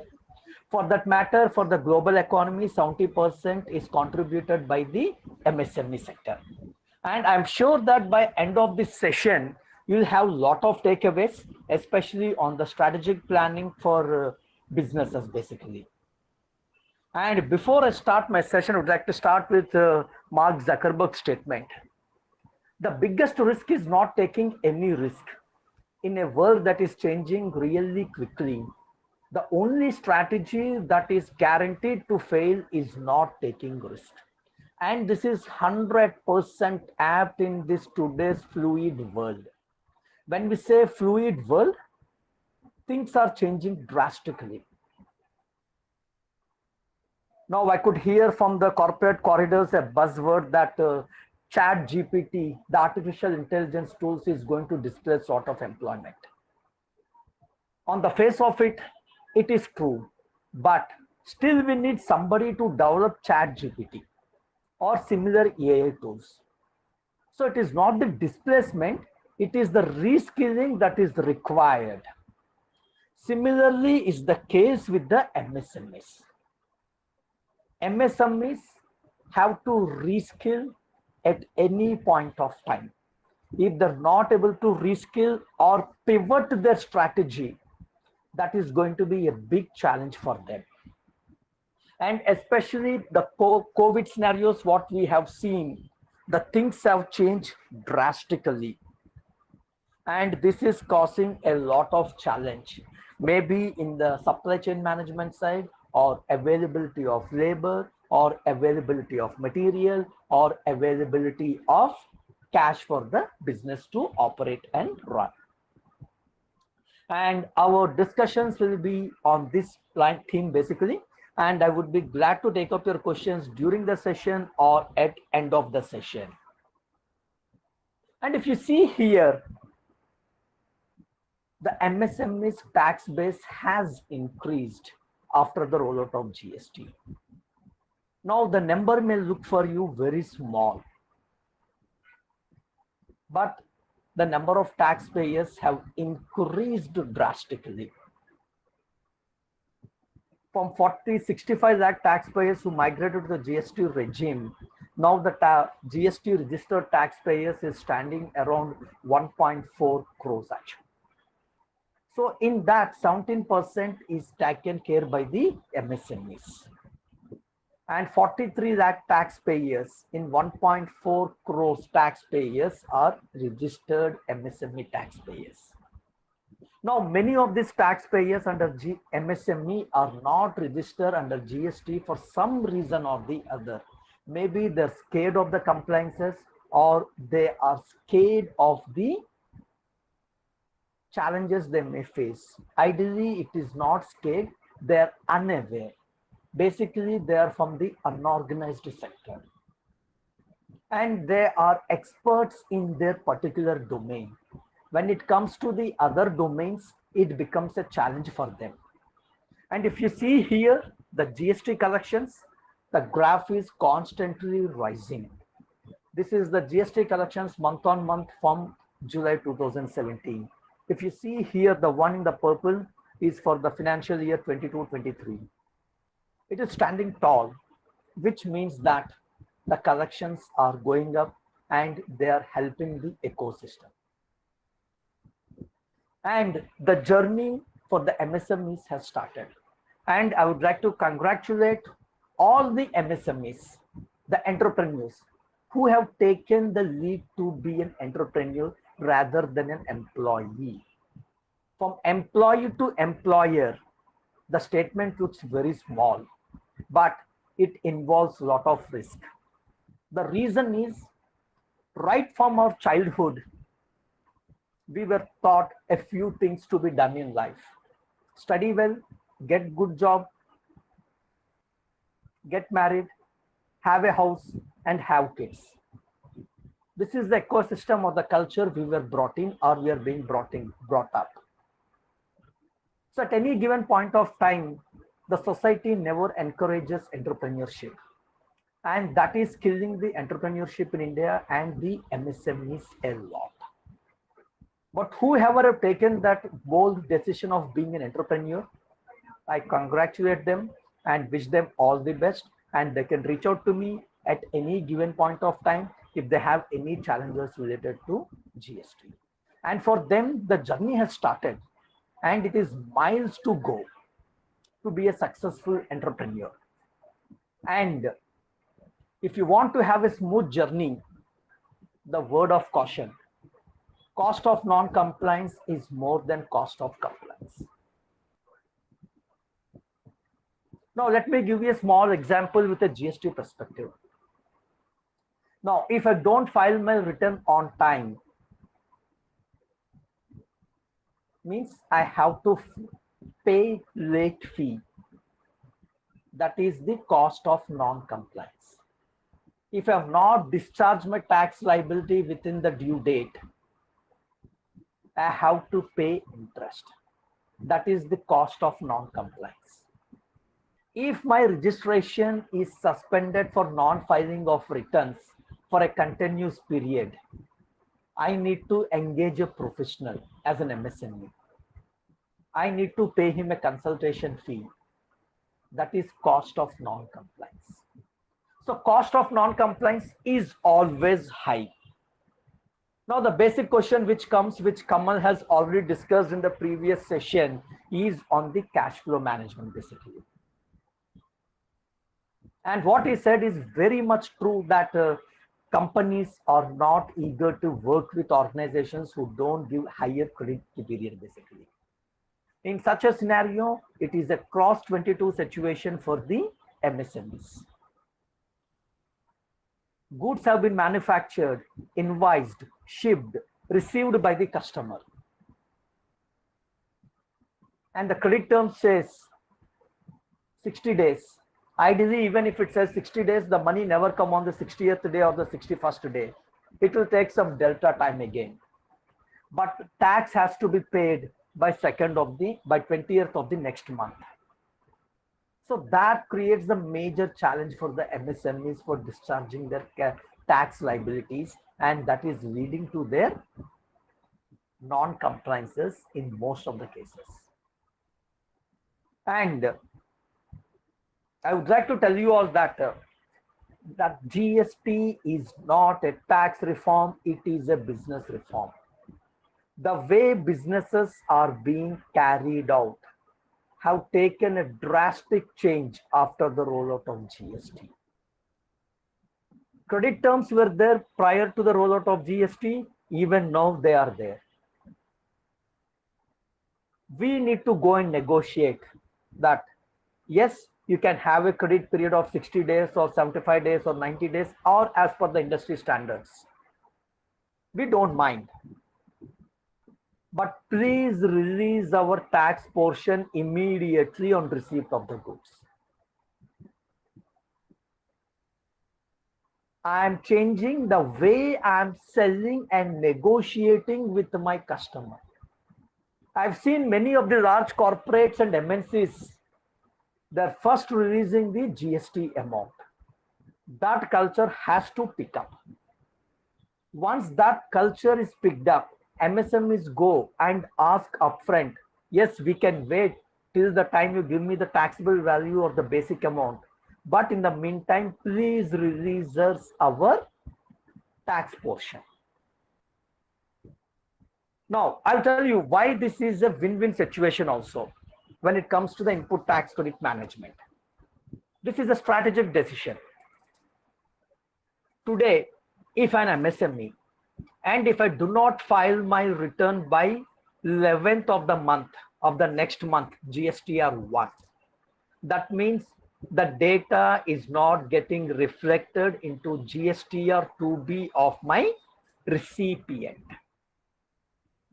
If the data is not reflected in the recipient's GSTR 2B, which means that the recipient cannot avail the benefit of input tax credit. To that extent, the tax liability which he used to offset or which he can offset with the input tax credit is missing, which means that he has to pull out cash and then discharge his tax liability. The recipient is anyway utilizing cash to discharge his liability. So the cash outflow is anyway there for him. Why not that cash outflow be shifted from the tax department to the customer supplier? A small change in the business process will be a win-win situation for everybody. The MSME entrepreneur need not think about the cash that is required to discharge his GST liability.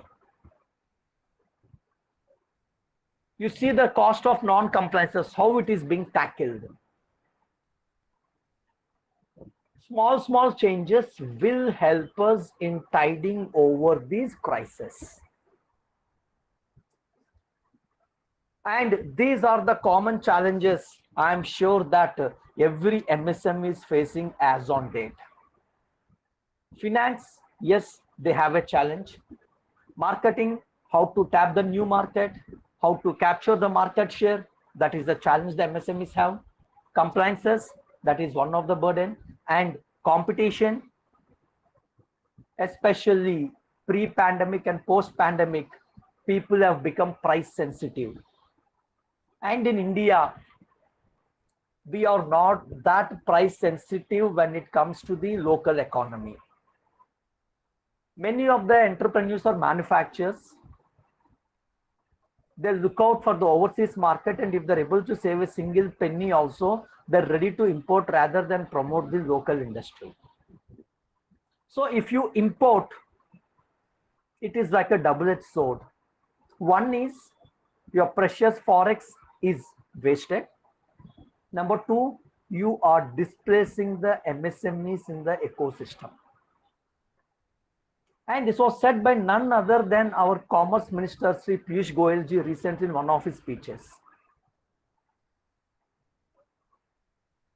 He spoke this in context of talking about the free trade agreements basically.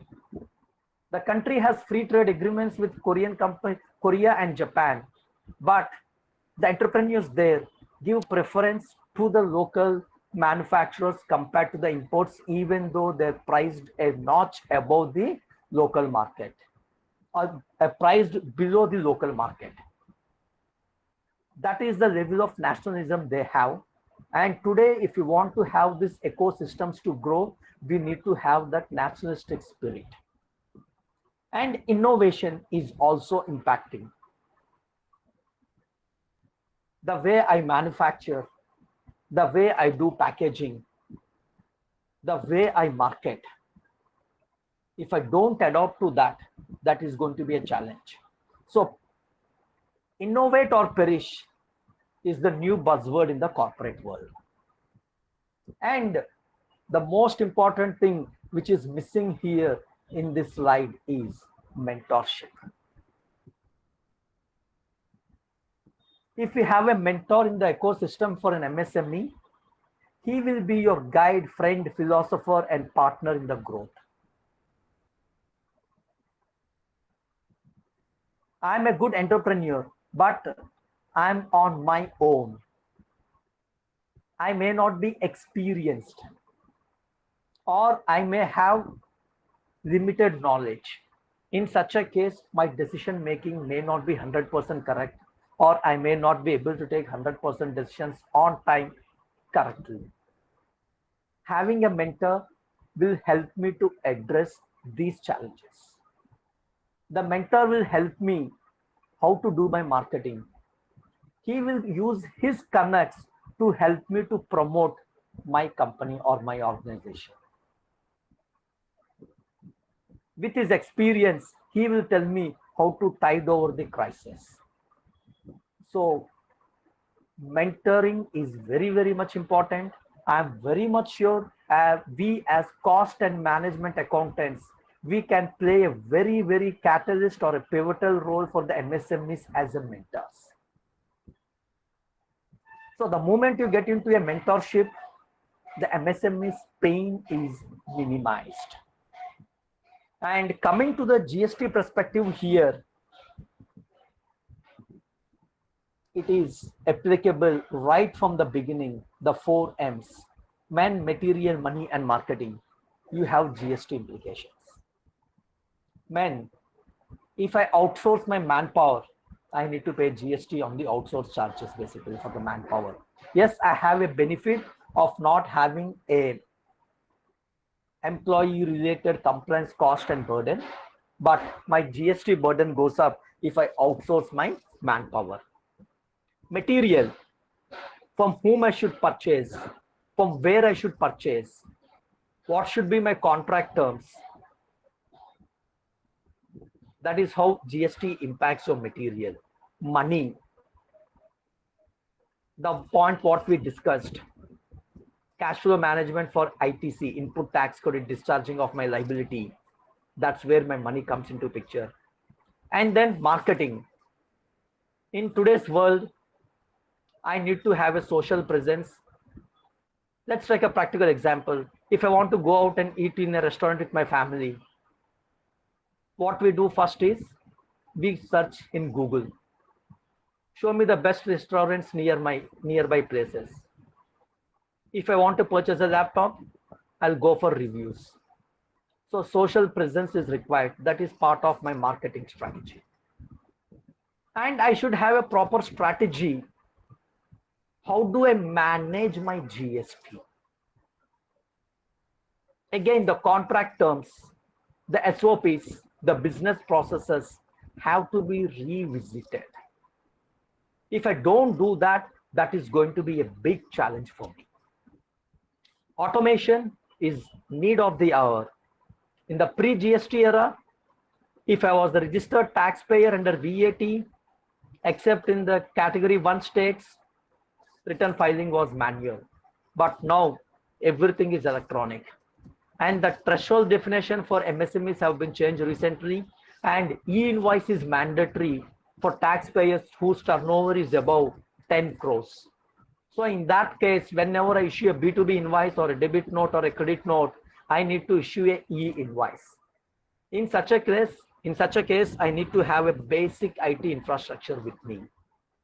The compliances, what we discussed at length a few minutes back, the cost of non-compliance is expensive than cost of compliances. The moment I handle all these 4 items, then I'm a successful entrepreneur or an MSME. And the first thing which comes into mind for an MSME is what should be the legal entity type?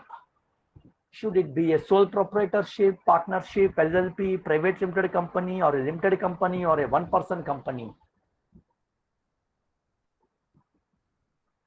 The best thing I would suggest in a personal capacity is keep your business and personal things separate, so that your bank accounts are different and it's easy to manage all your financials more effectively. When you go to the banking channel for raising of funds, it will be very effective because every transaction is recorded and it is independent of your personal income basically. You need not say that this credit is because of my house rent and not because of my business income. Or my friend has transferred money for me which has been given as a gift. Whatever may be the reason, that challenge will be not there because your GST registration is based on PAN number. So the first and foremost thing is what should be your entity. You should be very clear so that your business is dependent or based on that. And your threshold limit for registration is very, very important. In case of supply of goods, it is 40 lakhs. In case of services, it is 20 lakhs. And in case of special category states, the threshold limit is 20 lakhs. And this threshold limit is very, very important. The moment you sense that you're reaching this threshold limit, please go and obtain GST registration numbers.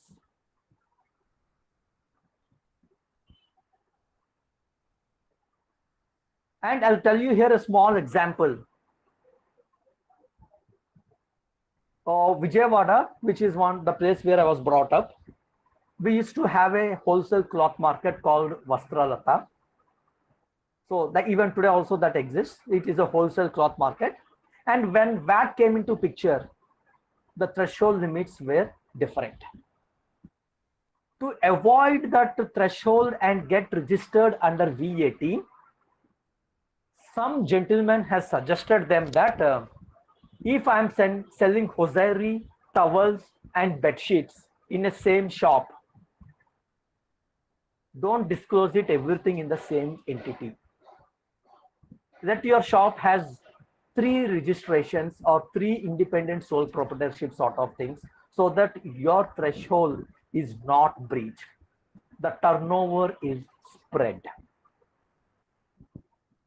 That looks good on a piece of paper and to hear it says sweet music to my ears. But what about my compliance challenges?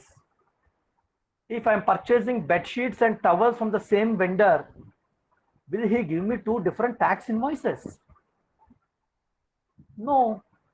Today, many of them are facing scrutiny and assessment challenges after 10 years of that rollout in Andhra Pradesh.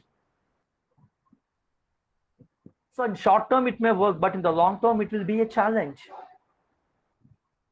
Similarly, under GST also, people say that if you're a service provider and your services are crossing 20 lakhs, why don't you invoice it in one of your family members' name rather than you, so that you're spreading your threshold. And trust me, friends, the moment you approach any customer and flash your GSTN number, his confidence levels are different. And you go without any GSTN number, he may not respect you or he may not give the orders the way you think. So don't ever compromise and go for an alternate mechanism to see that you're not breaching the threshold. Tomorrow when your business expands, the history comes into picture. How long you're into the business? 3 years I managed the turnover with me and with my family members. 4th year it was not possible. I have taken a registration number. Now I want to bid for government tenders. In some of the tenders they ask for the history, how long is your organization in existence? What do I have to answer at that point of time? So that will become a challenge. So don't see for the short term, look out for the long term. So registration is mandatory once you breach this threshold limit. And if you see here, there are different types of registrations. And these different types of registrations, straight away don't get and choose one of them. Who is your customer base? Whom you're selling? That will determine your registration type basically. Where am I selling? How am I selling? Now my target customer group am I catering to the B2B segment or am I catering to the B2C segment? If I'm catering to B2C segment, my compliance burden can be minimized. If I'm targeting or if my target customers is B2B segment, then I need to go for a regular registration. Am I selling to my customers within the state or outside the state? Am I selling it through brick and mortar or am I selling it through online? These three questions have to be answered before taking a GST registration type. So your registration is classified as 8 different categories of registration. I'm not going to spend any time on that 5 to 8. What is important is between 1 to 4. So regular taxpayer. So if I answer to these 3 questions, if I have an answer to all these 3 questions, then I will pick up and choose any of these 4 registrations based on my necessity. And in fact, I'll decide between 1 and 2, not between 1 and 4, between 1 and 4. If I am targeting my B2B segment, and if I'm selling online, and if I'm selling to my customers who are outside the state, the 3 questions are answered, right?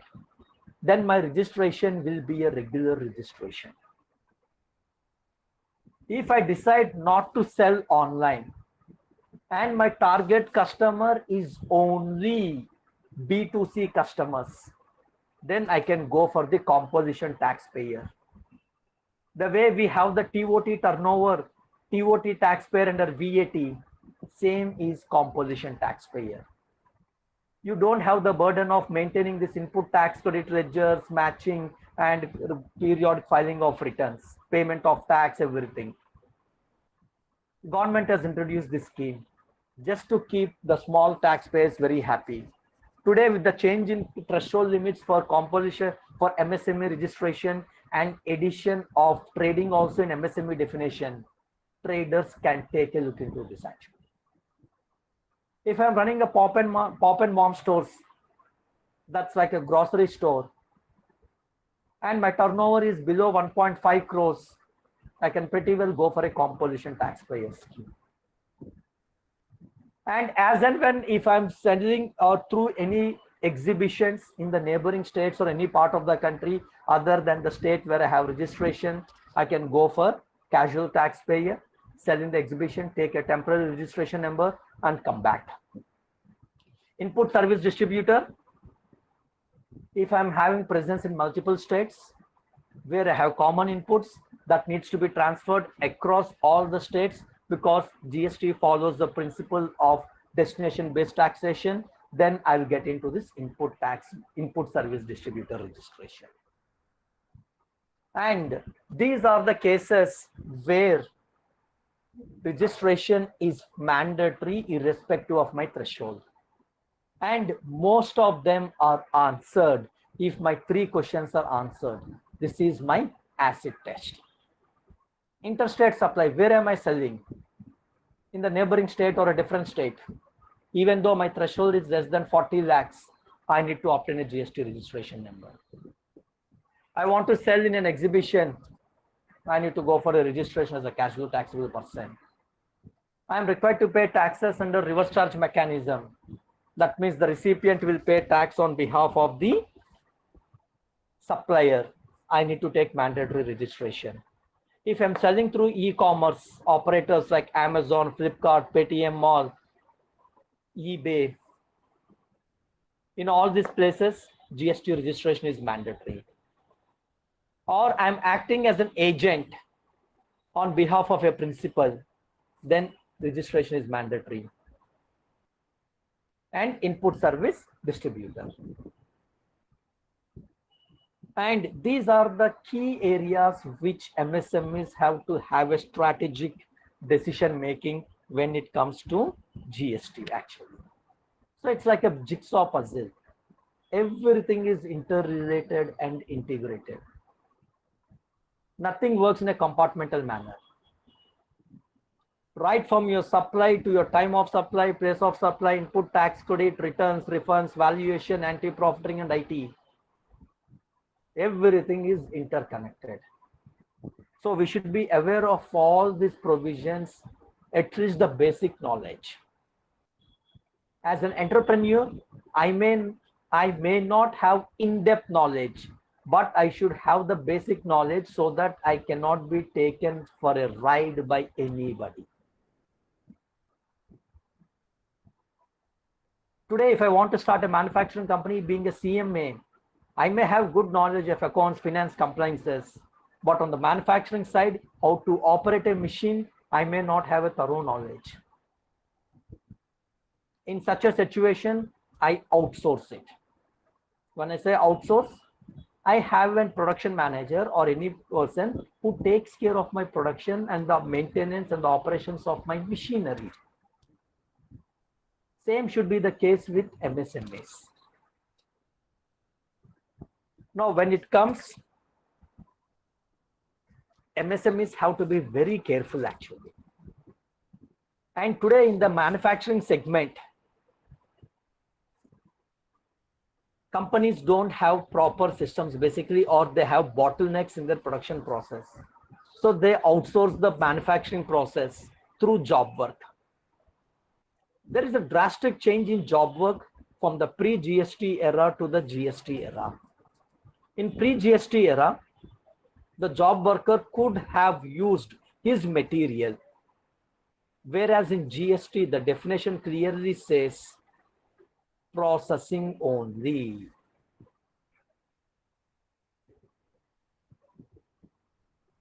So when it is processing, material cannot be used. So if I'm sending some material on job work, I should be very careful and watch out for this challenge actually. Or if I'm a job worker, I should tell my principal, this is not possible, else you are going to land in soup down the line. And next important is supply. If I ask anybody what is your company's name or what is your name, they'll say my name is Ajay or Vinay or Geetik or something like that. But what is supply in GST? It is an inclusive definition. The department has kept it very wide and open, which is becoming a big challenge for me. So I need to be very careful when I structure the transactions. And I should be very much aware and clear on what is zero rated supply, what is nil rated supply, what is exempted supplies. Even after almost 6 years of rollout of GST, still there is a lot of confusion between exempted supplies, nil rated supplies and zero rated supplies. Zero rated supplies here means export of goods or supplies to SEZ unit or SEZ developer. Nil rated, they are taxable, but they're being collected 0% just to ensure that every man has, common man is also can afford it. Exempted, they're taxable, but they're exempted from the levy of GST. Whenever you avail any exemption, the onus is on the entrepreneur to prove that he is eligible to claim exemption. Next comes the time of supply. This is very, very important. Time of supply will determine at what is the point of taxation. Especially in case of service sector, basically, this is very, very important. Even in service tax, we had this. The time of supply is at the time of invoicing or receipt of money, whichever is earlier, or completion of service. Many a times when I review the balance sheets of MSMEs or in some cases large corporates also, the GST liability declared will never match with the sales and bank credits basically. As a financial expert, when I look into the balance sheet, I have advances from customer. On that also GST is applicable. But many of them don't pay GST when they receive advance from customer, especially at the end of the year on 31st March. You need to submit your balance sheets to various stakeholders. That time they see advance from customers is there in my current liabilities, but when I look my GSTR returns, the GST liability is not discharged. So that becomes a big challenge as a compliance. And department, if it comes to the department notice, they levy interest and penalty, and they can prosecute that you have willfully defaulted payment of taxes and serve a notice under section 74. So these are the challenges you have with the time of supply. And when it comes to the movement of goods, for goods, you need to raise a tax invoice wherever there is a movement of goods. Whether between your entity, that means you have operations in state A and state B, you're transferring material, you need to raise a tax invoice and discharge the liability and take input tax credit on the other side. Place of supply. Now, place of supply comes into a very clear picture basically. One should be aware, as it is almost 6 years of rollout of GST, we are all aware that what is interstate and intrastate. It's very perfect. Now, I am a supplier. I am registered in the state of Haryana and my customer is registered in Uttar Pradesh. My customer wanted to purchase material from me. And I say that I don't want to get into the headache of arranging transportation, loading and taking the responsibility to deliver it at my customer's place. So when I quote the price, I will tell it is X works my factory gate. Now the moment I have my purchase contract, that is my sales contract, which is X works, that means the responsibility or the ownership of the goods is shifted from me to my customer at my factory gate. So in such a case, it cannot be an interstate supply. It has to be an intrastate supply. That means I'll be issuing a tax invoice to my customer with CGST and SGST of Haryana. The moment it is CGST and SGST of Haryana, my customer who is in Uttar Pradesh cannot take input tax credit. So these contract terms have to be explicitly mentioned clearly. Now in such a case, what should be my strategy as a buyer from Uttar Pradesh? I can say that yes, transportation is not your risk. It is to pay basis and I will pay to the transporter directly. I tweak my contract.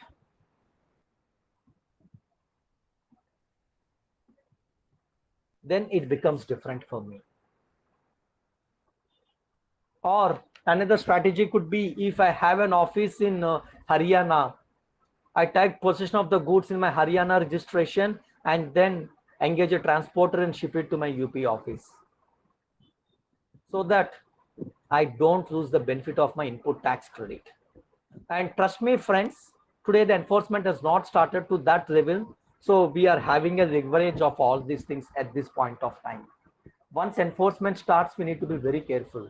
So the strategy, from whom am I buying, from where am I buying, that will also determine my tax implications for me. What will happen if I'm not eligible to take input tax credit? So in our example, the recipient in Uttar Pradesh cannot take ITC. That means it has to be added to the inventory cost as per my accounting standards. If it is added to my inventory cost, that will increase my cost of production. If my cost of production increases, it is going to impact my bottom line, because I cannot sell it at a higher price because of the competition in the market. I need to maintain at the same selling price, but my costs are high compared to my competitors. In such a world, can I survive? No. If I need to survive, I need to change my strategy. I need to redraft my contracts. So that is how place of in supply plays a very key role in business environment. And input tax credit. This is actually a cash for us, basically an asset. That is the reason input tax credit balance is always shown under the current assets of the balance sheet. And please keep in mind that availability of input tax credit is not a vested right, it is only a concession.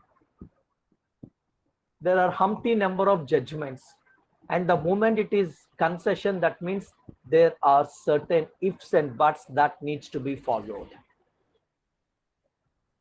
If I don't follow that carefully, then it becomes a challenge for me. The moment it is taken wrongly, input tax credit is availed wrongly and utilized, and department comes to know about it, they will serve a notice. At that point of time, I need to discharge an interest liability of 24%. And with the heck of management of cash, even though the goods and services are not received, we take the input tax credit. अरे यार कौन देखेगा, ले लो आप input tax credit. The material has been shipped from a supplier in Maharashtra and you are in Uttar Pradesh. It takes at least 2 days to reach the material. Material shipped on 29th of the month. 30th it will not be received, but still people go and take the input tax credit. But when it comes to the input tax credit availment process, it says very clearly, you need to take input tax credit only when the goods and services are received. Cash management, with the greed of cash management, we do this mistake. Plan your procurement, that is the supply chain cycle, effectively.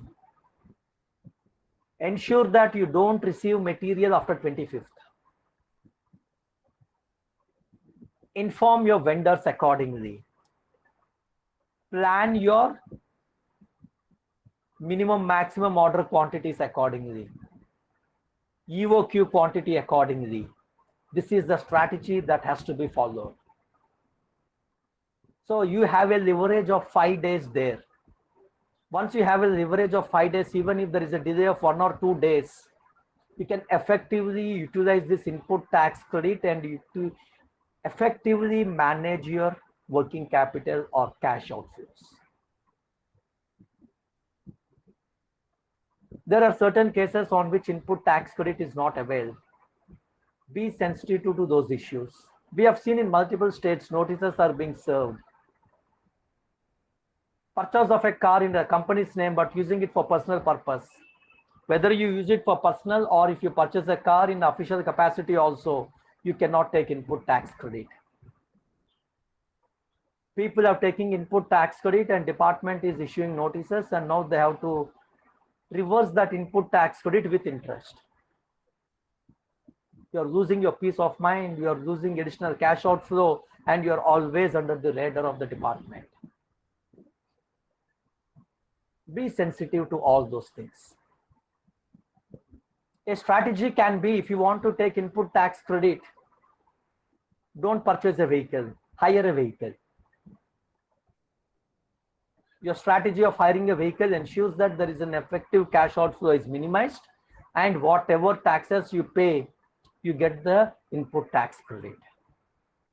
Each and every transaction, you need to visualize it, see the impact on your cash flow, see the impact on your business, see the impact on the conditions and restrictions for availing input tax credit.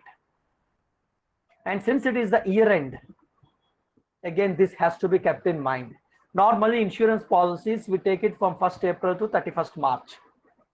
To make the policy effective from 1st of April, we pay insurance before the 31st of March.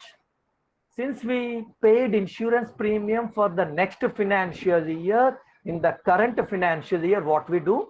We treat it as a prepaid expenditure and report it in our balance sheet as current asset. But since it is reflected in 2B, we go and avail the input tax credit. Why are we saying it is prepaid?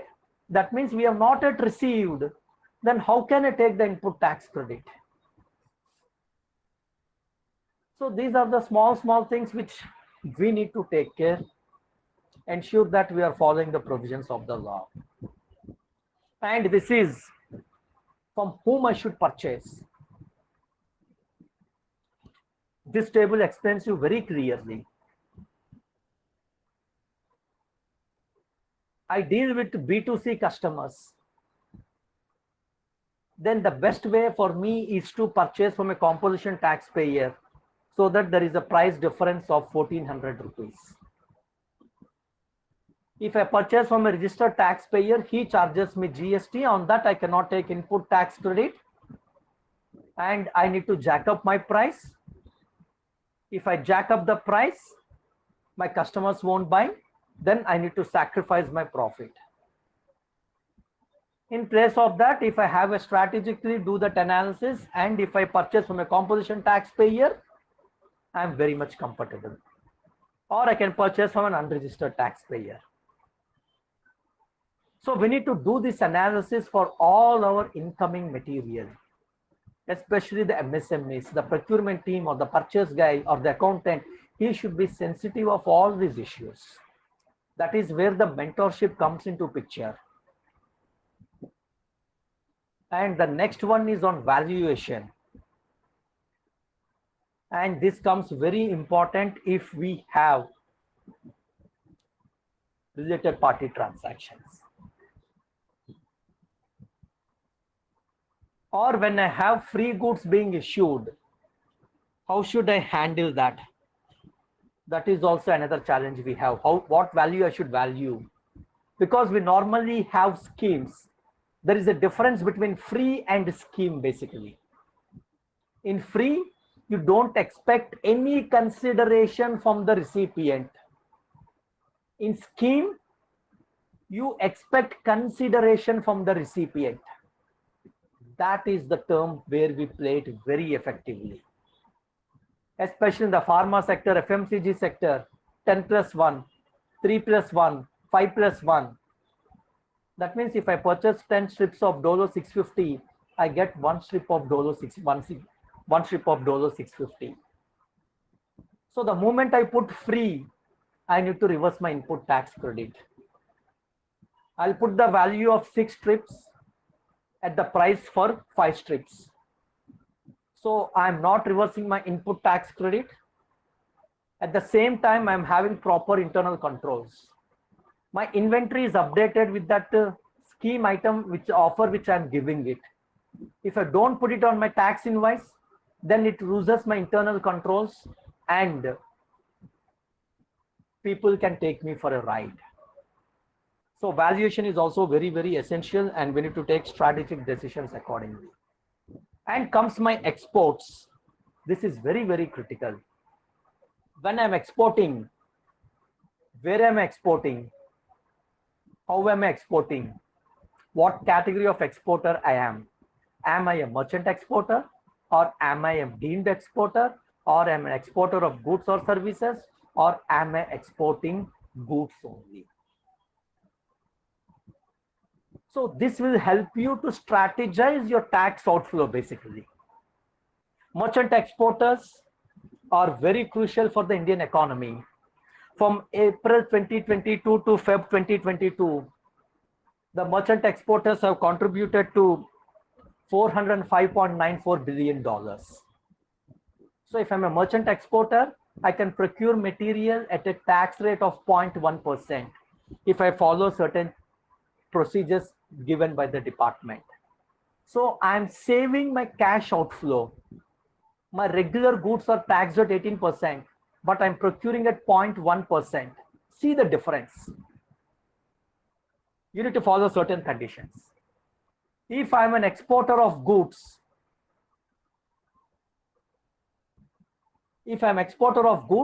I have two methods. I can export goods with payment of taxes or without payment of taxes. Which one I should follow? Export of goods. If you're exporting goods, you should adopt this with payment of taxes because the GST portal is integrated with your IceGate portal. When goods are physically moving out of India, the department has access to your shipping bill and export general manifest. The moment you upload your invoice on the GSTR1 portal properly, That information is cross-checked with the IceGate portal. And once the taxes are paid, you need not even file a refund application. That means you're saving cost and time. The system will process and issue the refund to your bank account within 1 or 2 weeks. Or if I export goods with payment of taxes, I need to wait for my shipping documents, I need to file a refund application, I need to engage a consultant, I need to do the follow-up, I need to pay to my consultant. So that is the difference. If I'm exporting services, then I need to be more careful because department cannot ascertain whether I have exported services or not. In such a case, only option left for me is exports without payment of taxes so that I can strategically manage my cash flows. And I can apply for a refund for unutilized input tax credit, which I've claimed within 2 years from my export invoice date. So what you're exporting, what type of exports you're having will determine your export category of refund also basically. So that will effectively manage your cash flows. And please be sure that you issue all these documents regularly without any challenge. And whenever you purchase also, because for taxpayers who are above 10 crores, issue of e-invoice is mandatory. Still, there are some taxpayers who have not issued e-invoices, though their turnover has crossed 10 crores basically. And the provisions clearly says that you should have received proper documents, basically a tax invoice. If e-invoice is not issued, that is even a physical tax invoice is issued, that is deemed to be not any tax invoice and you cannot take input tax credit. You have received the material, you have paid the taxes, your supplier has issued a physical tax invoice in place of e-invoice. He has filed his returns. He has paid the duty amounts, filed 3B. It is reflected in your 2B, but it is of no use. So you need to be very, very careful, have proper controls, ensure that you purchase from only taxpayers who are issuing e-invoices in case if the turnover is above 10 crores. And you can easily verify on the GST portal. As an entrepreneur, you may not be having the capabilities, the bandwidth and the time to do that. You can ask your accountant to handle this. Or whenever you receive advance, you need to issue a receipt voucher, report it correctly in the GST returns. In case if you are returning back your advance to your customers, issue a refund voucher. If there is a movement of goods above 50,000, issue an e-way bill, or within the state, if the value is more than 50,000, issue the e-way bill. Now you're transferring materials within a warehouse, within the warehouses within the same state, issue a delivery challan. So ensure that you issue these documents based on the transaction. Even if you're sending your material out for your repairs of any equipment, for calibration or winding of your motors, ensure that you send it through a delivery challan. And please keep in mind that STP LTG or STG LTP. Yes, issue of documents is cumbersome and time consuming, but follow this: short-term pain, long-term gain, or short-term gain and long-term pain. As an entrepreneur, I would prefer short-term pain with a long-term gain rather than short-term gain and long-term pain. The moment you take this decision, then your return filing is very simple. Your accounting is also very key. That will determine your return filing. When I started my career, my boss always used to say, the tax returns what you are filing, that should be clearly reflected through your trial balance.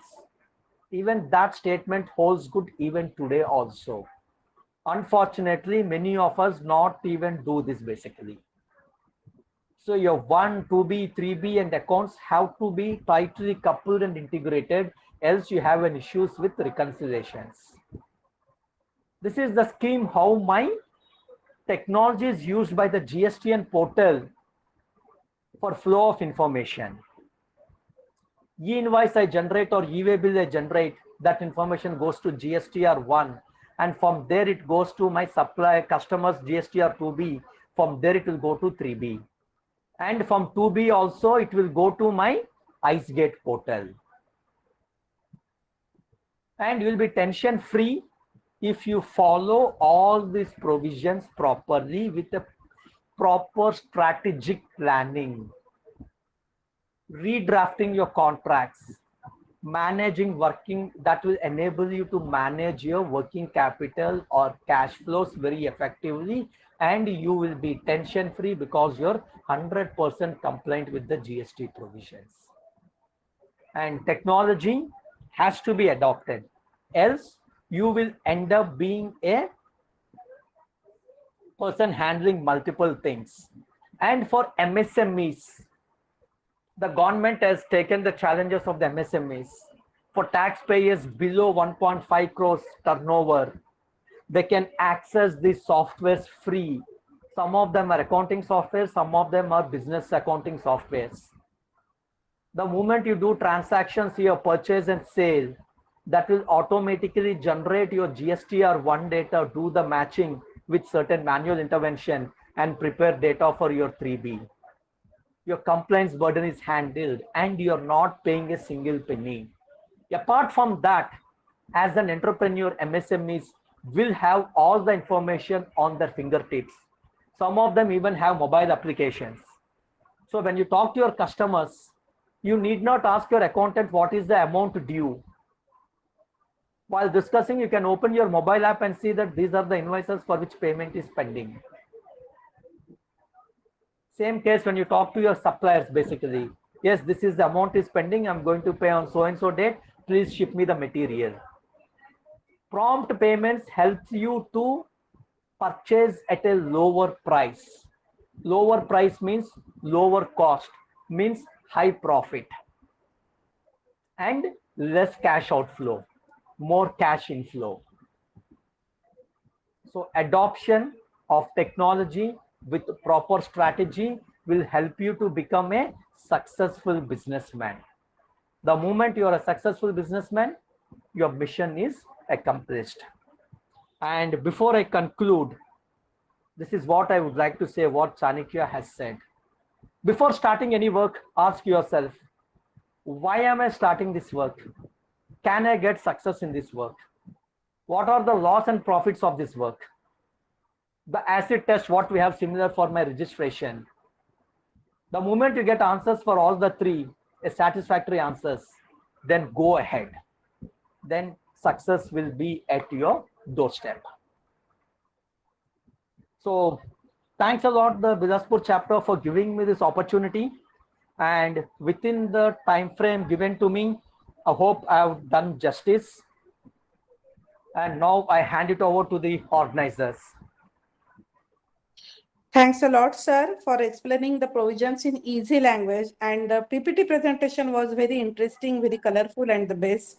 Thanks a lot. Now It's my pleasure. I request CMA Jyotsna Rajpal ma'am, who is a practicing CMA as well as a member of MSME and Startup Promotion Board and Agri-Cost Management Board of ICI, to sum up the today's session. With this, I hand over to you, Jyotsna ma'am, please. Thank you, Renu ma'am. Thank you so much.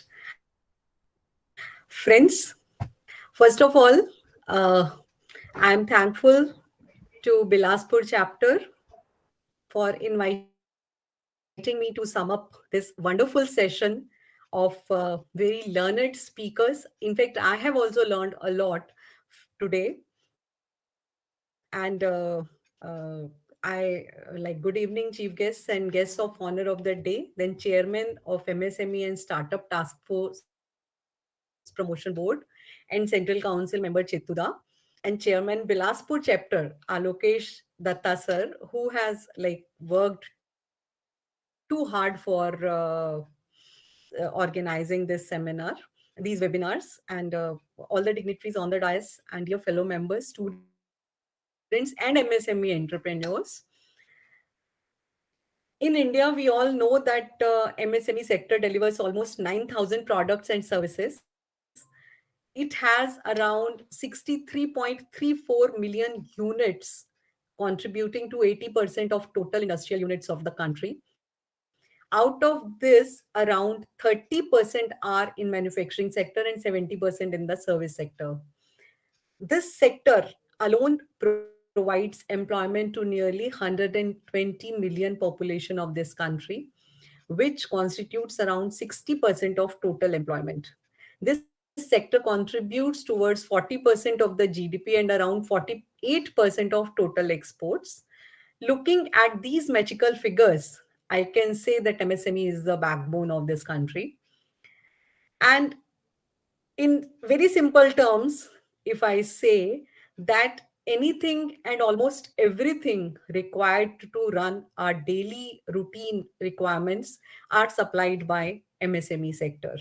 So it's our duty to support this sector. Today, we learned a lot new things from our learned speakers. It is said that biggest risk is not taking any risk, as said by Mark Zuckerberg. So I can say that by starting an enterprise, we have already taken a risk. So we have at least taken first step towards being entrepreneur. Then innovate or perish. Every MSME survives on this fundamental. And from today's session, first speaker has told us to adopt some innovative financing solutions to fund our activities. In today's session 1, CMA Kamal Kothari discussed alternative sources of MSME financing. Since financing to MSME is a seller's market, so we need to have alternative sources of funding. And financing is, you can say, is a lifeblood of any enterprise. Then our learned speakers threw light on securitization of trade credit. He talked about factoring, which is a very, it's not new, it's an old concept, but now it is being implemented. Now it is coming in limelight after COVID. Then angel funding, then venture capital, then equity participation. And one of the most interesting, which even I was also not aware, I had just heard about this term, but I was not much aware about this, that is mezzanine financing. So thank you, Kamal Kothari sir, for bringing this concept to our notice. And I found it very interesting and a new mode for financing, new mode of financing for the MSME sector.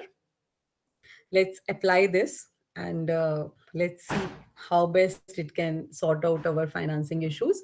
And one very slow and steady upcoming financing method is coming is SME exchange. And friends, I'm sure these tools will be quite helpful in managing the finances of MSME sector, or all the entrepreneurs who are available here, who are listening to this session, will take the advantage of these alternative financing tools. And tomorrow we will be listening about factoring and its technical aspects by Mr. Sridhar Pandurangaya. So please don't miss tomorrow's session also. That is going to be very interesting and very fruitful session for all of us. We will be learning a lot of new things about like a lot of technicalities involved in the financing. Then another golden statement given by our speaker 2, very young and very knowledgeable speaker. Whenever I talk to him, I find it very like he's full of enthusiasm towards this sector, as well as whatever he's working for our profession. He's very enthusiastic. So BMG, certainly we call him lovingly BMG. And he has said that cost of compliance is less than the cost of non-compliance. So let's plan strategically to pay our taxes. And if needed, so please do not hesitate to contact any of us. Our learned speaker discussed basics of the GST. He told us about how to strategically manage the GST for MSME sector. He very nicely told how to balance all related elements like valuation, supply, place and time of supply, input tax credits, refunds, filing of returns, etc., to take maximum advantage of the major GST provisions. And he very simply, in a very simplified way, he told us like what are the simple things to take care while talking about the GST, while taking care of our GST requirements. And he gave good practical tips like let us close our purchases by 25th of every month. Then he told like if we are taking a car or any other fixed assets like of which GST input we cannot claim, so let us not claim, or we can have some alternative, like we can have those machines on lease or rental to just to take the maximum benefit of our purchases and all. And then he told us few more tips like redraft the agreements if we can take the advantage of GST. Then open market valuation if we are going for the related party transactions. If we are getting into any related party transactions, let us do those transactions on the open market valuation basis. Otherwise, we'll be in trouble. We have our tax liability will increase.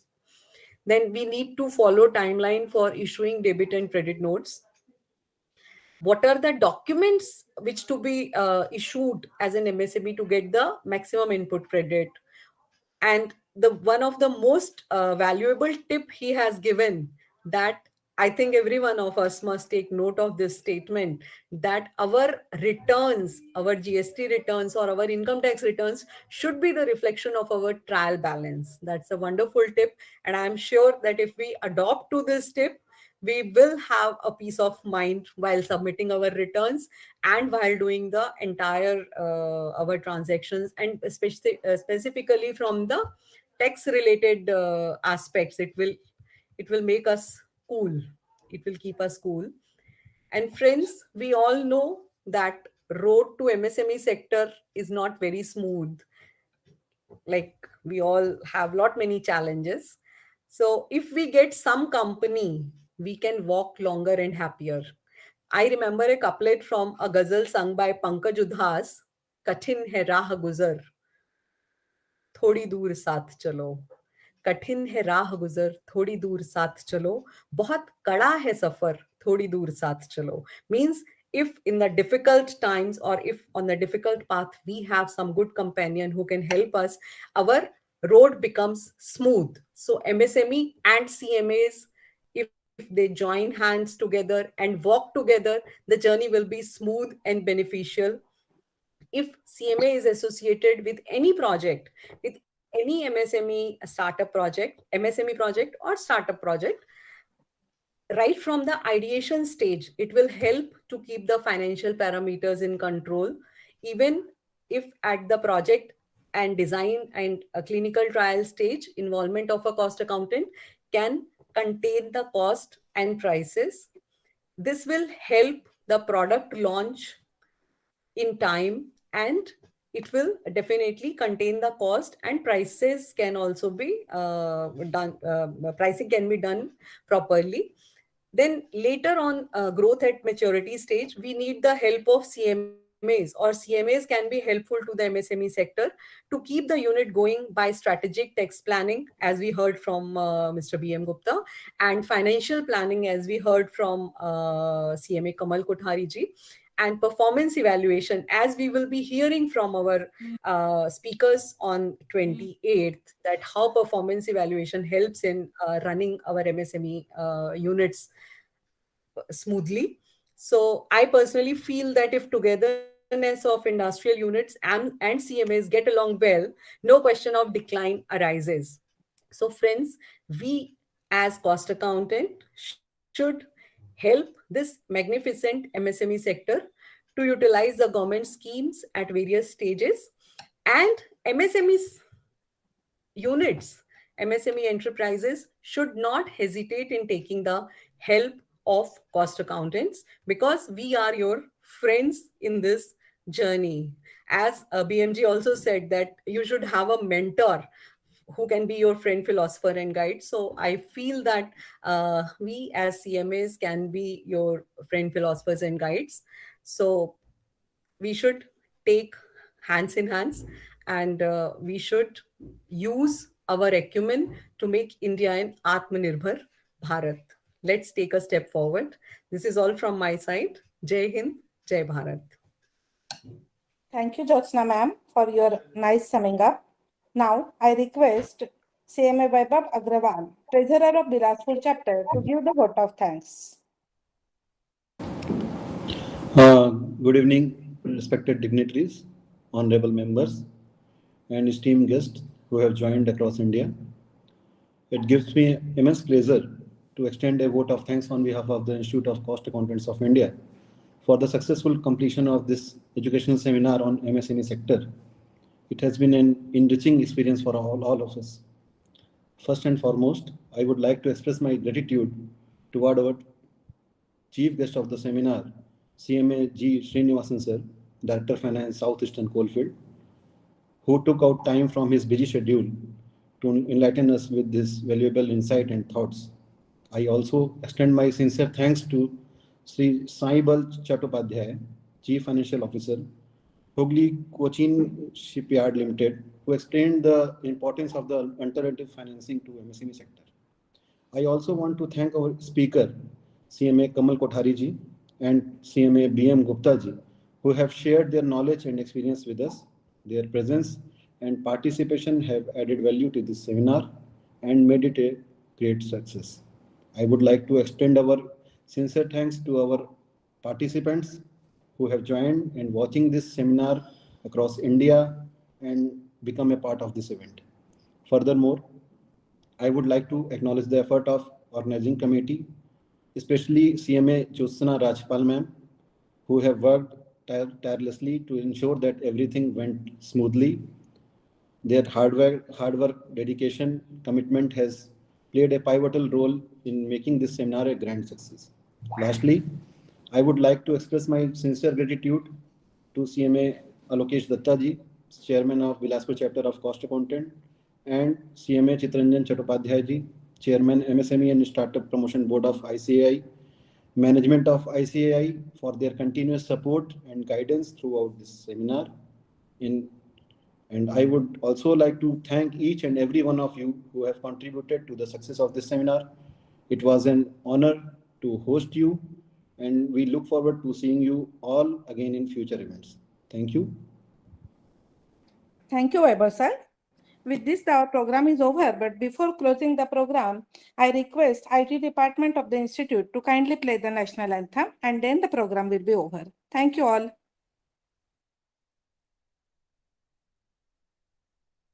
जनगण मन अधिनायक जय हे भारत भाग्य विधाता पंजाब सिंध गुजरात मराठा द्राविड उत्कल बंगा विंध्य हिमाचल यमुना गंगा उच्चल जलधि तरंगा तव शुभ नामे जागे तव शुभ आशीष मांगे गाहे तव जय गाथा जन गण मंगलदायक जय हे भारत भाग्य विधाता जय हे जय हे जय हे जय जय जय जय हे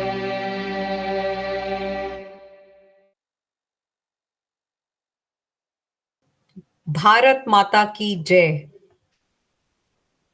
भारत माता की जय।